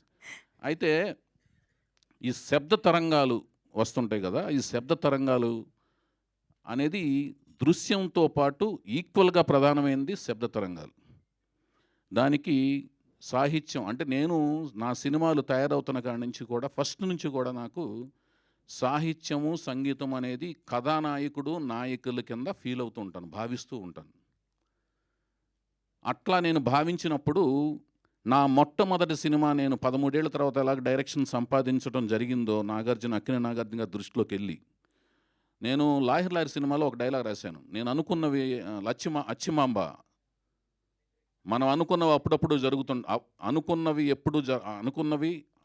అప్పుడప్పుడు జరుగుతుంటాయి, అనుకున్నవి అప్పుడప్పుడు జరుగుతుంటాయి, అనుకోనివి అప్పుడప్పుడు జరుగుతుంటాయి అని ఇది ఒక డైలాగ్ రాశాను, తిరకాసు డైలాగ్ లాంటిది. అలాగే నేను నేను నాగార్జున గారి దగ్గర అవకాశం పొందిన తర్వాత ఎందుకు పొందాల్సి వచ్చింది, నేను ఎన్టీ రామారావు గారి అభిమానిని. నాకు ఆ అవకాశం ఇచ్చింది ఎవరు? నేను నాగేశ్వరరావు గారితో విపరీతంగా వాదోపాదాలు చేస్తుండేవాడిని అగ్నిపుత్రుడు సినిమాలు చేస్తున్నప్పుడు. నాగార్జున గారికి కూడా తెలిసి నేను రామారావు గారి అభిమాని. అయినా మానవతా దృక్పథంతో వాళ్ళకి తెలిసినా, నేను రామారావు గారి అభిమాని అని తెలిసినా కూడా వాళ్ళు వచ్చి నాకు నా యొక్క కష్టపడే తత్వాన్ని గమనించి నాగేశ్వరరావుకి తెలిసినా, నాగార్జున గారికి తెలిసినా నాకు అవకాశం ఇచ్చారు. అలాంటి నాగార్జున గారు అవకాశం ఇచ్చినప్పుడు ఆయనతో నేను ఆర్గ్యుమెంట్లు, వాదోపాదాలు చేసి కీరవాణి గారే నా మ్యూజిక్ డైరెక్టర్గా ఉండాలి అని నేను ఆయనతో కన్విన్స్ చేసి చేయాల్సి వచ్చింది. ఆ సిచ్యువేషన్ అదంతా చేసి కన్విన్స్ చేసి, ఎందుకంటే అంతకుముందు వాళ్ళు సందీప్ చౌతా గారితో సినిమా చేశారు నిన్నే పెళ్ళాడతా. ఆ సందర్భంగా తనతో ట్రావెల్ అయ్యే ఒక మూడ్లో ఉన్నప్పుడు నాకు కీరవాణి గారు కావాలని నేను పట్టుపట్టే ప్రాసెస్లో నేను కీరవాణి గారితో వెళ్ళింది. కీరవాణి గారితో అన్నప్పుడు కీరవాణి గారు అంటే ఏమిటి, మన తెలుగు మనం ఏంటంటేనండి, మన ముందు ఉన్నవాళ్ళు మహానుభావులైన సామాన్య మానవులుగానే కనపడుతుంటారు. దూరంగా ఉన్నప్పుడు సామాన్య మానవులు కనపడుతుంటారు, దగ్గరగా వెళ్ళి వాళ్ళతో మాట్లాడినప్పుడు సామాన్యంగానే ఉన్నారు కదా అనిపిస్తుంటుంది. అదే వేరే దేశస్తులైతేనేమో మహానుభావులకు కనపడుతుంటారు. అసలు వేరే కాలమానవుల పరిస్థితులు ఉన్నప్పుడేమో మహాపురుషులు, యుగపురుషుల్లా కనపడుతుంటారు. అలాంటి యుగపురుషుడే కీరవాణి గారు. ఆయన మన కాలమాన పరిస్థితుల్లో కాకుండా వేరే కాలమాన పరిస్థితుల్లో పుడితే ఆయన్ని మన యుగపురుషుడి కింద భావించేవాళ్ళం. ఎందుకంటే ఆయన చేస్తున్న క్రాఫ్ట్లో ఎంత నైపుణ్యం ఉండాలో, అంటే ఒక సంగీత దర్శకుడికి తన భాష పట్ల, తను నేర్చుకున్న సంగీతంలోని సరిగమల పట్ల, భాష పట్ల పట్టుండాలి, సరిగమల పట్ల క్లియర్గా ప్రావీణ్యం ఉండాలి. అన్ని రకాల సంగీతంలోని విన్యాసాల పట్ల క్లియర్గా పట్టుండాలి. వాటిల్లోని ఇంతకుముందు ఉన్న పండితులు ఏమేమి ప్రయోగాలు చేశారు, వాళ్ళ యొక్క గొప్పగా ఉన్న పాటలు ఏమేమి పాటలన్నీ, ఎలాంటి పాటల్లో వాళ్ళు ప్రావీణ్యం చేశారు, ఎలాంటి ప్రయోగాలు చేశారు వాటి మీద క్లియర్గా ఒక థీసిస్ ఉండాలి వాళ్ళ దగ్గర, సంగీత దర్శకుల దగ్గర, సంగీత దర్శకుడు అవుదాం అనుకునే వాళ్ళ దగ్గర. అవన్నీ ఉన్నాయి. అన్ని రకాల సంగీత దర్శకుల యొక్క ఆటుపోట్లు, వాళ్ళ యొక్క పట్లు అన్నీ కూడా కీరవాణి గారి మస్తిష్కంలో ఇక్కడ ఉంటాయి. అలాంటి సంగీత దర్శకులు మన కళ్ళ ముందు అసలు అతి తక్కువ కాదు, లేరనే చెప్పాలి. అందులో అందుకునే ఆయన యుగపురుషుడు లాంటి మనిషి అని చెప్తున్నాను. మన కళ్ళ ముందు ఉన్నాడు కాబట్టి మనకి సామాన్యుల్లాగానో లేకపోతే ఒక మహానుభావులాగానో కనపడుతున్నాడు. అలాంటి యుగపురుషుడితో నా జీవితంలోని మొట్టమొదటి సినిమా ప్రయాణించడం అనేది నాకు ఒక కలిగిన మహాద్భుతం కింద భావిస్తున్నాను. ఆస్కార్ అవార్డు రావటం అనేది ప్రామాణికాలు ఇవన్నీ. మనం సంపాదించుకోగలగటం, అది వాళ్ళు ఇవ్వగలగటం, ఆ కృషికి మనం రీచ్ అయిన దానికి మనం రావటం అనేది గొప్ప విషయం కింద, అది చాలా గొప్ప విషయం. ఎంతో కృషి ఉంటేనే అది ఎలాంటివి రాగలుగుతాయి. ఆస్కార్ అవార్డులు లాంటివి రాగలుగుతాయి. అది గొప్ప విషయం. కానీ ఆయన కీరవాణి గారు చక్రవర్తి గారి దగ్గర పనిచేస్తున్నప్పటి నుంచి నాకు తెలుసు. వేటూరు గారి దగ్గరికి మ్యూజిక్ డైరెక్టర్ కాకముందు వేటూరు గారి దగ్గరికి వచ్చినప్పటి నుంచి ఆయనతో సాన్నిహిత్యం నాకుంది. ఆయన మ్యూజిక్ డైరెక్టర్ అయినప్పుడు కూడా నన్ను నన్ను మా ఇంటికాడ దింపి వెళ్ళటం కూడా నాకు గుర్తుంది. నన్ను ఒక రాఘవేంద్రరావు దగ్గర అసిస్టెంట్ కింద చూస్తూ కూడా, ఆయన దర్శకుడే చీఫ్ టెక్నీషియన్ అయినా కూడా నన్ను అసిస్టెంట్ డైరెక్టర్గా దింపడం గుర్తు తెలుసు. ఇదంతా ఎందుకు చెప్తున్నానంటే, అంతటి మహానుభావుడు నా మొట్టమొదటి సినిమాకి చేస్తూ ఇప్పటిదాకా నాకు ఆయన ఇచ్చినవి ఏంటంటే మీరు చూసిన సాంగ్స్, కానీ నేపథ్య సంగీతంలో ఇచ్చారు. హే తరరరారా అని ఒక లవబుల్ థీమ్ ఇచ్చారు సీతారామరాజులో. తరరరరారా అని ఒక థీమ్ ఇచ్చారు సీతారాముల కళ్యాణంలో. అలాగే ధీనాదీది దిత్తం ధీనాదీది దిత్తం ధీనాది తిత్తాం తాం హే హే అని మేల్ ఫీమేల్ కోరస్లతో కలిపిన ఒక రికార్డింగ్. సినిమా ఇండస్ట్రీ అంతా కూడా ట్రంపెట్లు, వైలెన్స్లు, బ్యాంగ్స్తో వెళ్తున్న టైంలో అటు కాదు రికార్డింగ్, ఇటు ఒకటి ఉంది అని ఒక కొత్త రికార్డింగ్ స్టార్ట్ చేసిన సినిమా సీతారామరాజు. ఆ సీతారామరాజులో మేల్ ఫీమేల్ కోరస్లతో స్టార్ట్ చేసి, దానికి తదనంతరం సీతయ్య సినిమాలో, లాహిర్ సినిమాలో దే దబదే అనే ఒక రికార్డ్. ఇవన్నీ నాకు ఆయన ఇచ్చిన అస్త్రాలు. ఆ అస్త్రాలతో నన్ను ఎదిగించి ఆయన నాకు ఒక దారి దిక్సూచి కలిగించారు. అలాంటి మహానుభావుడితో మళ్ళీ ఆనాటి హృదయాల ఆనంద గీతం ఇదేలే అన్నట్టుగా అన్నదమ్ముల అనుబంధంలాగా ఆయన కుటుంబ సభ్యుల్లో ఒక సభ్యుడిగా నేను ఎప్పుడు భావిస్తూ ఉంటాను. ఆయన నన్ను కూడా ఆయన కుటుంబ సభ్యుల్లో ఒక సభ్యుడిగా భావిస్తుంటారు. అలాంటి మహానుభావుడు నన్ను మళ్ళీ నేను కొంత గ్యాప్ తర్వాత ఆయన అప్రోచ్ అయినప్పుడు అంతే ఆత్మీయంగా, అంతే అనుబంధంగా నన్ను చేరదీసుకుని ఈ సినిమా చేస్తానని ఒప్పుకోవటం, ఈ స్క్రిప్ట్ని ఆయన పరిశీలించి మొత్తం స్టడీ చేసి దీన్ని చక్కగా ఆయన యొక్క సలహాలు సూచనలు ఇస్తానని, తర్వాత చక్కగా దీని పని పడదాం అని సలహా సూచనలతో ముందుకు వెళదామని ఆయన చెప్పడం అంతా కూడా నాకు ఒక పెద్ద అన్నయ్యలాగా అని అనిపించింది. ఒక ఆత్మీయులుగా, కుటుంబ సభ్యులుగా నన్ను తీసుకోవడం అనేది నాకు చాలా ఆనందం కలిగింది. కీరవాణి గారు, దీనికి సభాముఖంగా ఈ కార్యక్రమం సందర్భంగా మీకు ధన్యవాదాలు తెలియజేసుకుంటున్నాను సార్. శతకోటి వందనాలు తెలియజేసుకుంటున్నాను. ఇంకా చాలా చెప్పాల్సింది ఉంది మీ గురించి, అది తర్వాత మనం బోల్డ్ సభల్లో చెప్పుకుంటాను. ప్రత్యేకించి ఒక కార్యక్రమే చేస్తాను దాని గురించి. అది తర్వాత చంద్రబోస్ గారి గురించి కూడా ఇంతేనండి. సాహిత్య చిచ్చర పిడుగు అంటేనండి అది చాలా చిన్న మాట అండి.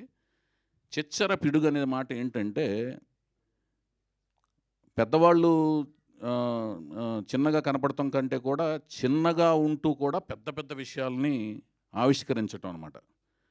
తను చిన్నపిల్లలా కనపడతాడు, పెద్ద పెద్ద విషయాలను ఆవిష్కరిస్తుంటాడు. ఇతనేనా ఇంత పెద్ద విషయాల్ని, ఇంత ఆలోచనల్ని, ఇంత థింకింగ్ ప్యాటర్న్ ఉన్నట్లని రాయగలుగుతాడు అని చూస్తేనేమో ఇలా వస్తాడు, కంగారు కంగారుగా మాట్లాడుతుంటాడు, కుందేల్లాగా ఉంటాడనమాట.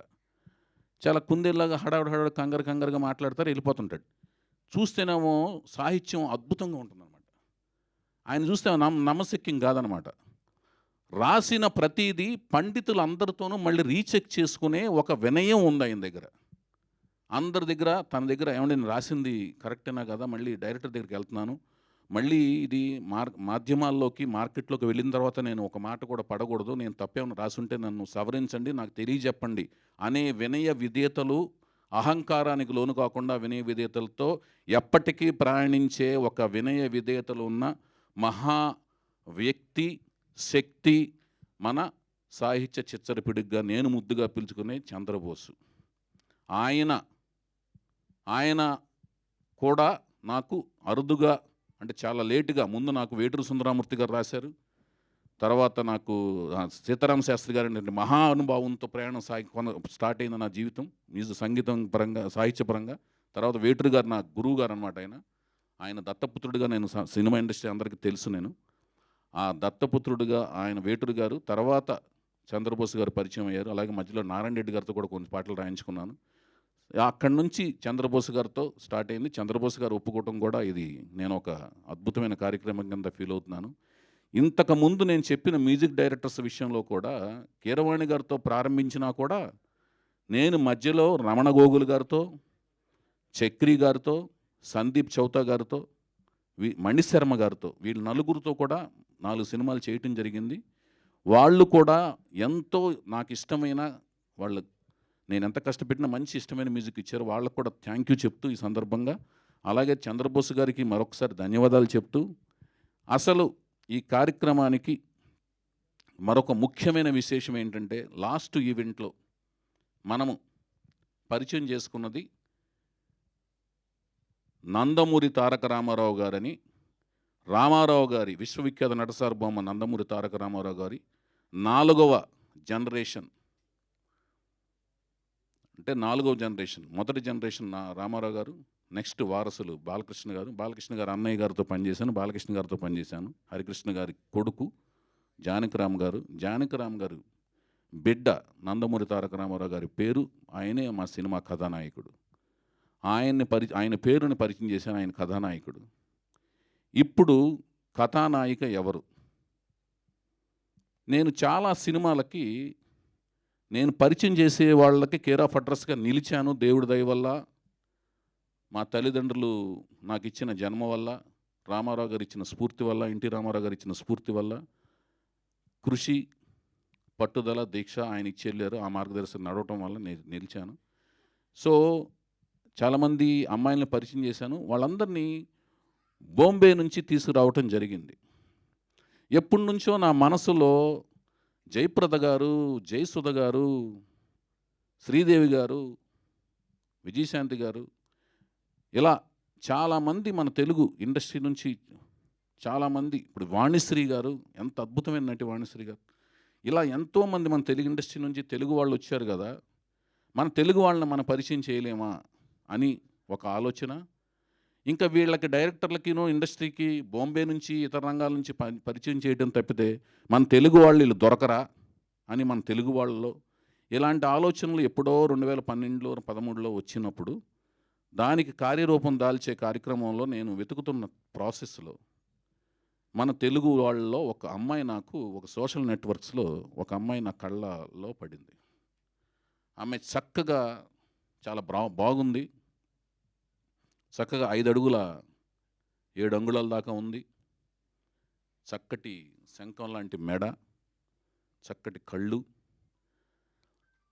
కలువ పువ్వులు లాంటి కళ్ళు, మంచి ఐబ్రోసు, మంచి కవి చక్కటి హాయిగా ఆనందంగా ఉన్నప్పుడు, మంచి ఉత్సాహంలో ఉన్నప్పుడు ఆయన రాసుకున్న భాషలోంచి ఒక మంచి అందమైన జానపద కన్యకి ఒక కొలను పక్కన కూర్చుని సేదతీరినప్పుడు ఆయన రాసుకున్న భావుకతలోంచి రాసుకున్న ఒక కన్య ఎలాగుంటుందో అంతటి అందాలు అవన్నీ ఉన్న ఒక తెలుగు భారతీయ కన్యలాగా అనిపించినట్లుగా అనిపించింది ఆ అమ్మాయిని చూడగానే. అంటే ఇవన్నీ ఆలోచనలు అవన్నీ రూపం కల్పిస్తే ఈ అమ్మాయి ఫీచర్సు, ఇలా అనిపించే అమ్మాయిలాగా అనిపిస్తుంది అని నాకు ఆలోచనలోకి వెళ్ళి డెఫినెట్గా ఈ అమ్మాయిని మనం హీరోయిన్గా పరిచయం చేస్తే బాగుంటుంది అనే ఒక ఆలోచన వచ్చిన వెంటనే నేను వెళ్ళి వాళ్ళని సంప్రదించడం, అనుకోని కారణాల వల్ల నేను అది నా ప్రాజెక్ట్ డిలే అవటం వల్ల కొంచెం డిలే అయింది.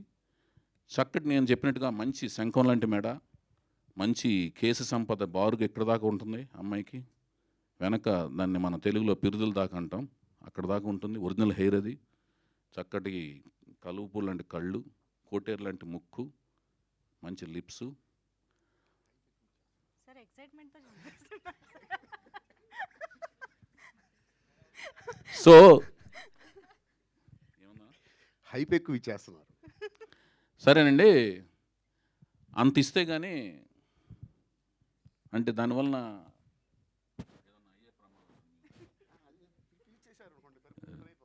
పిక్చర్ ఇవ్వకూడదు. అదండి, అయితే అలాంటి సార్ అన్నగారు దయచేసి ప్లీజ్.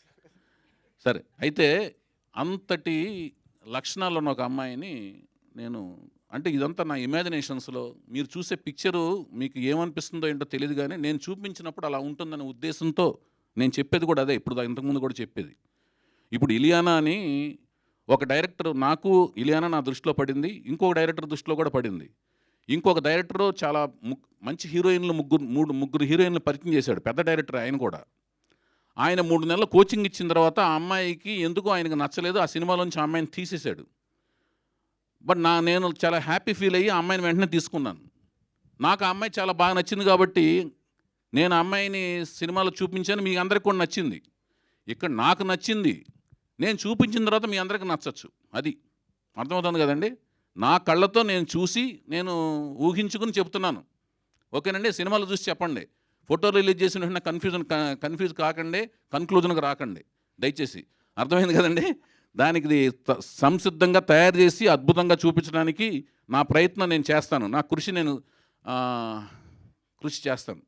ఓకే, అయితే అలాంటి అమ్మాయిని వాళ్ళని ఒప్పించడం, ఆ అమ్మాయి దేవుడు దయ వల్ల మన తెలుగు కళ అయిన కూచిపూడి క్లాసికల్ డాన్సర్. ఓకేనండి, చిన్నప్పటి నుంచి క్లాసికల్ డాన్సరు, మన సినిమా దర్శకుల దగ్గర నుంచి కూడా అవార్డులు పొందింది ఆవిడ. దేవుడి దయ వల్ల నా దృష్టిలో పడింది. కొంచెం డిలే అయింది. ఆ డిలే అవటం అనేది ఆ అమ్మాయి మంచిగా జరిగిందని నేను ఫీల్ అవుతున్నాను. సో ఆ అమ్మాయి ఎవరో కాదు, ఆ పేరు చెప్పేస్తారా మీరు? మీకు తెలుసా నాకు తెలియదు అన్న? మీకు తెలుసా అన్న? మీకు తెలీదు? సారీ, నీకు తెలుసు కానీ నువ్వు చెప్పేరా యుక్త, నువ్వు వచ్చాక స్టేజ్ మీద నీకు ఏదన్నా కార్యక్రమం అవ్వాలి. ఆయన టీజ్ చేస్తున్నారు యాక్చువల్లీ. వర్ణించడం అంతా అయిపోయాక ఇంత గ్యాప్ వస్తే దీన్ని టీజింగ్ అంటారు సార్.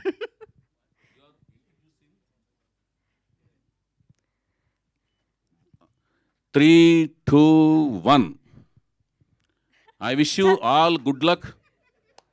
శ్రావణ శుక్రవారం సందర్భంగా, మొదటి శ్రావణ శుక్రవారం సందర్భంగా I wish you all good luck my dear heroine.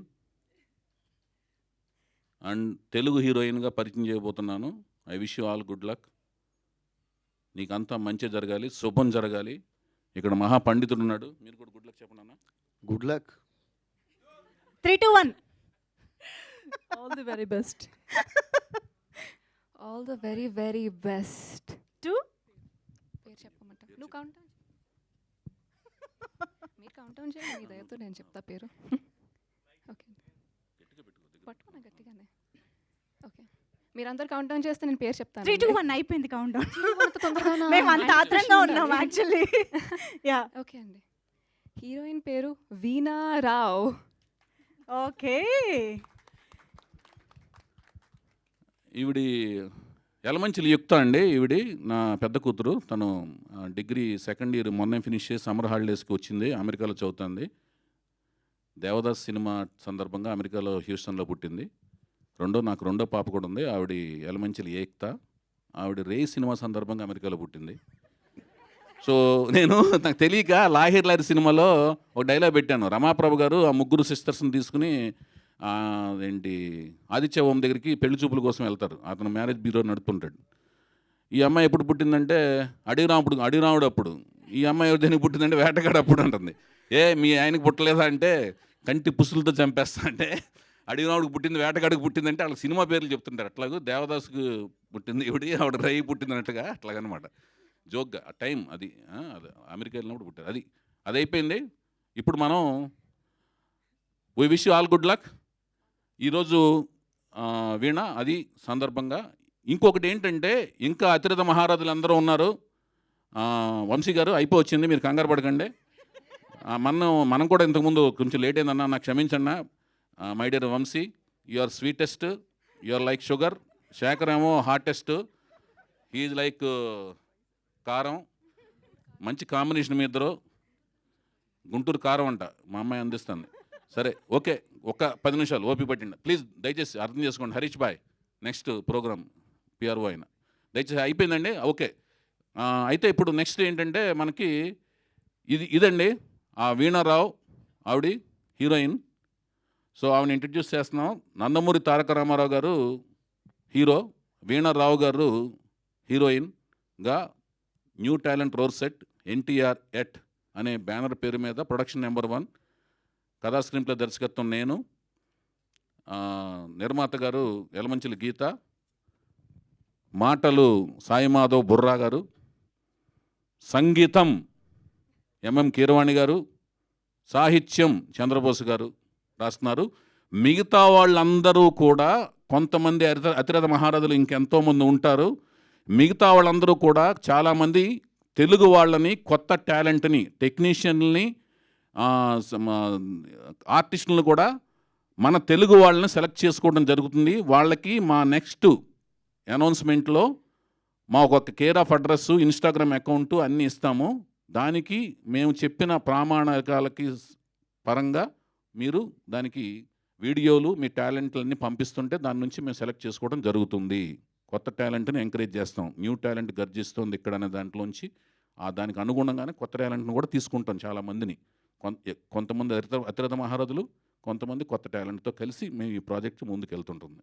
అది తర్వాత మహేష్ బాబు బర్త్డే సందర్భంగా లాస్ట్ జూన్ 10న బాలకృష్ణ గారి బర్త్డే సందర్భంగా ఆయన కేక్ కట్ చేసాం. ఇప్పుడు మహేష్ బాబు బర్త్డే సందర్భంగా ఆ కేక్ను కట్ చేసేది బిఏ రాజు గారు, మహేష్ బాబు కృష్ణ గారి అభిమాని అయిన బిఏ రాజు గారి కొడుకు బాబు శివరామ ఆ కేక్ కట్ చేసేసి ఆయన మహేష్ బాబు బర్త్డేని సెలబ్రేట్ చేసుకోవడం జరుగుద్ది. దాని తర్వాత Q&A అండి, వెంటనే ఫాస్ట్గా ముగిస్తాను. దయచేసి అందరూ కోఆపరేట్ చేయండి. దయచేసి థ్యాంక్ యూ. సాయిమాధవ్ బుర్రా గారు మాట్లాడతారు.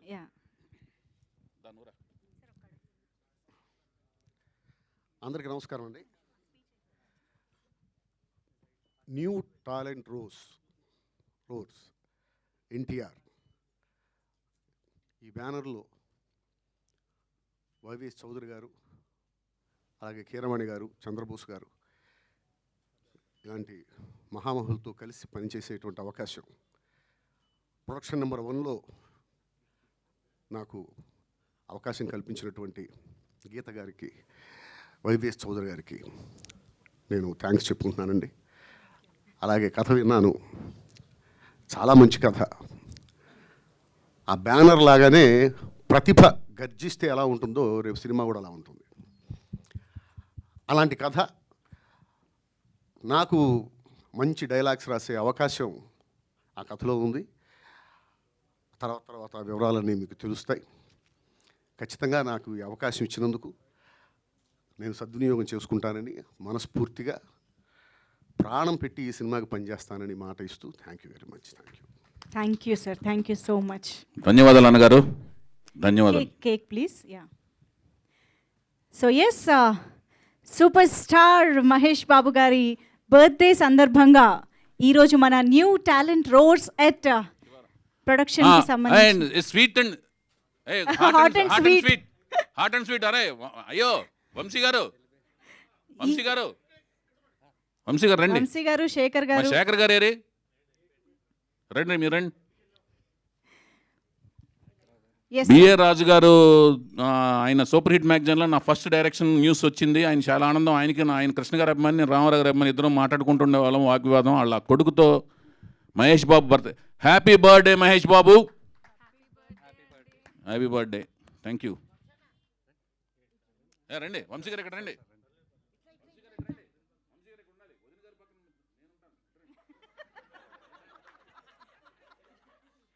వదిన గారు అన్నా కూడా మీరు నవ్వొస్తుందండి. ఏం చేయాలన్నా ఏం ఆనందం మీకు. అప్పాజీ గారు, ధీరజ్ అప్పాజీ గారు, happy birthday to super star Mahesh Babu గారు. Happy birthday.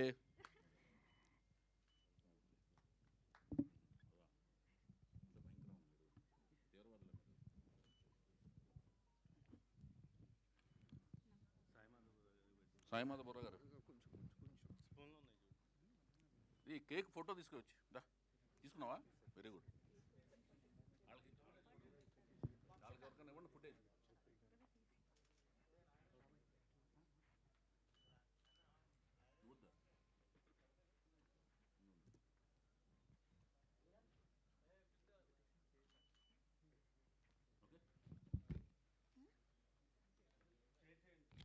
తొందరగా ఏంటమ్మా. ఎస్, ఇప్పుడు మీడియాతో Q&A సెషన్లోకి వెళ్ళిపోదాము. సో ఈరోజు new talent roads production number 1 చిత్రానికి సంబంధించిన కథానాయిక గురించి తెలుసుకున్నాము.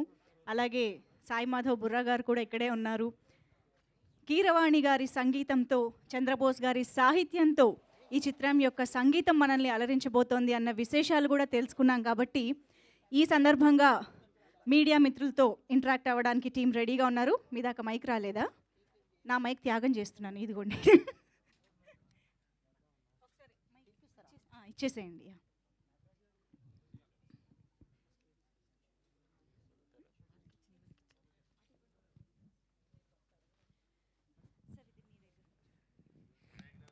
హలో.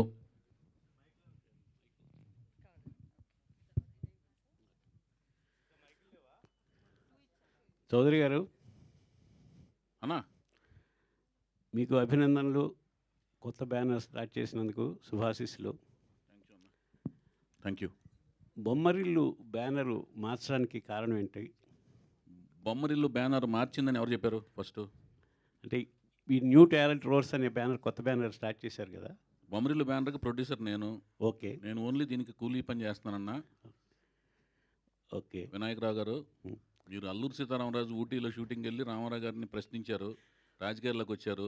మీరు కొత్త ప్రశ్న వేస్తూ నన్ను దేనికి పంపిద్దామని చూస్తున్నారు. అయితే ఏంటంటే అన్న, ఆ బొమ్మరిల్లు బ్యానర్కి నేను ప్రొడ్యూసర్ని, దర్శకుడిని కూడా. ఆవిడ సమర్పిస్తారు. ఈ బ్యానర్ ఏంటంటే ఆవిడి full time producer with the support, backing support of her friends, America friends ఆవిడకి సపోర్ట్ చేస్తుండగా ఆవిడ వాళ్ళ త్రూ ఆవిడ ప్రొడ్యూస్ చేస్తుంటాను. సో దానికి ఓన్లీ నేను మాత్రమే ప్రొడ్యూసర్, నేను డైరెక్షన్ మాత్రమే చేస్తుంటాను. ఓకే. తర్వాత ఉద్దేశం ఏంటంటే ఏమీ లేదు. అది ఉద్దేశం ఏంటంటే మధ్యలో 3, 2, 1 ఏమీ లేదు. ఏం లేదు. ఓకే. మీరు ఎన్టీఆర్ అభిమానం సంగతి అందరికీ తెలిసింది. పర్టికులర్గా పాతాళ భైరవిలో ఆ గెటప్ స్టిల్లు దీనిలో వాడుకోవటానికి ప్రత్యేక రీజన్ ఏమైనా ఉందండి? అది దాంట్లో ఏం లేదు. ఇలాంటి ఆలోచన వచ్చినప్పుడు తనకి న్యూ టాలెంట్ రోడ్స్ అని సినిమా ద్వారా కొత్త ప్రతిభ గర్జిస్తుంది ఇక్కడ అన్నప్పుడు, ఆయన ఎర్లీ డేస్లో ఒక ఈ సినిమా తర్వాత నుంచి ఆయన స్టార్గా పరిణామం చెందారు. ఈ సినిమా టైంకి ఆయన కొత్త ప్రతిభలాగానే ఉన్నారన్నమాట. కొత్త ప్రతిభకు ఒక ఇన్స్పిరేషన్ లాగా ఉండాలన్న ఒక ఉద్దేశంతోనూ పెట్టాం అది. అప్పటికి ఇంకా దీని తర్వాత సూపర్ స్టార్ అయ్యారు ఆయన. ఈ సినిమాతో స్టార్. ఓకే. వైఎస్ గారు సార్, ఇక్కడ అన్నా, నేను వెంకట్ ఎన్టీవీ సార్. కంగ్రాచులేషన్స్. మరో పేరు, మీ పేరు చాలా ప్రాముఖ్యం చెందిందన్న. టోపీ మార్చినా కూడా మర్చిపోతారు మళ్ళీ. ఓకే సార్, చెప్పండి అన్న. సార్ మీరు మొత్తం నందమూరి హీరోస్తో చేస్తున్నారు. అంటే హరికృష్ణ గారు, తర్వాత బాలకృష్ణ గారు, ఆ తర్వాత ఇప్పుడు జానకిరామ్ గారికి అబ్బాయి మధ్యలో ఇప్పుడు ఒక నిమిషం అండి. ఫస్ట్ మీరు అడిగిన దాంట్లోనే మోస్ట్ నేను ఎవరు ఫ్యాన్ అండి? Rapid fire. నేను ఎవరు ఫ్యాన్ని? ఎన్టీఆర్ గారు ఫ్యాన్. నాకు ఎవరు ఇచ్చారు బ్రేకు?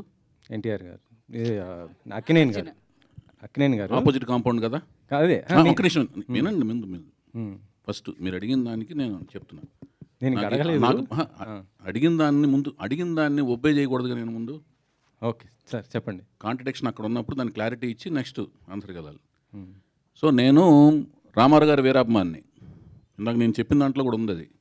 అగ్నిపుత్రుడు సినిమా పనిచేస్తున్నప్పుడు అక్కినేని నాగేశ్వరరావుతో పరుచూరు గోపాలకృష్ణ గారు డైలాగ్స్ రాయటకు వచ్చినప్పుడు 175 days రామారావు గారికి ఎక్కువ, నాగేశ్వరరావు గారికి ఎక్కువ అనే డిస్కషన్ వచ్చినప్పుడు ఎవరికి ఎక్కువ అనే సినిమాల విషయంలో నాగేశ్వరరావు గారితో అన్నపూర్ణ స్టూడియో సెట్స్లో బయట విరామం సమయంలో మాట్లాడుతూ డిస్కస్ చేస్తూ వాదోపదాలు చేస్తుండేవాళ్ళం.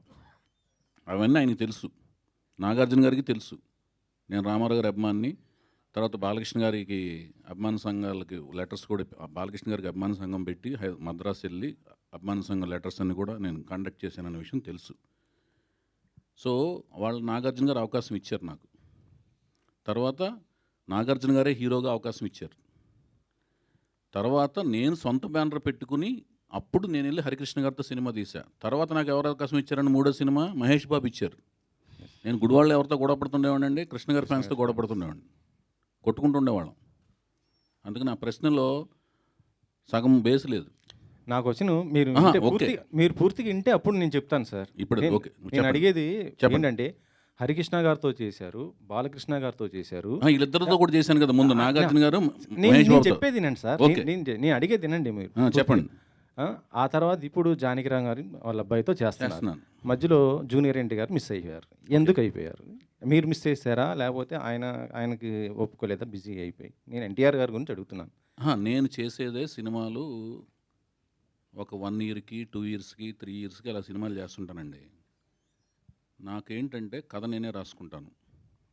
రాసుకున్న తర్వాత ఆ రాసుకున్న కథకి ఎవరు అవసరం అనుకుంటే వాళ్ళ దగ్గరికి వెళ్ళి అప్రోచ్ అయ్యి సినిమా తీస్తాను. అందుకని ఈ బస్సు దిగి ఇంకో బస్సు వెంటనే ఎక్కేద్దాం అనే తాపత్రయము, కంగారు లేదు లైఫ్లో. నేను ప్రేమ వివాహం చేసుకున్నా. ప్రేమ వివాహం చేసుకున్న తర్వాత ఏమవుద్దండి, భార్య పట్ల విధేయతను, బాధ్యత, కుటుంబం, వాళ్ళతో కూడా సరదాగా తిరుగుతుంటాను. ప్రపంచాన్ని కళ్ళతో చూడటం కంటే కూడా, టీవీలో చూడటం కంటే కూడా కళ్ళతో చూడాలి, కాళ్ళతో నడవాలని అనుకుంటాను ప్రపంచంలో చూసే ప్రదేశాలు. సో అవన్నీ చూస్తూ ప్రపంచంలో అన్నీ తిరుగుతూ నేనే కథ రాసుకుని నేనే సినిమా తీసే ప్రాసెస్లో చాలామంది దగ్గరికి వెళ్ళే అవకాశం తక్కువ. కంటిన్యూటీ ఆఫ్ సినిమాలు చేస్తుంటేనే అందరి దగ్గరికి వెళ్ళాలి. ఇప్పుడు లాహిర్లాగర్ అయిన వెంటనే నేను పెద్ద హీరోల దగ్గరికి వెళ్ళి ట్రై చేయొచ్చు. నేను వెంటనే ఎవరితో తీశానండి, సీతయ్య అని మళ్ళీ హరికృష్ణ గారితో తీశాను.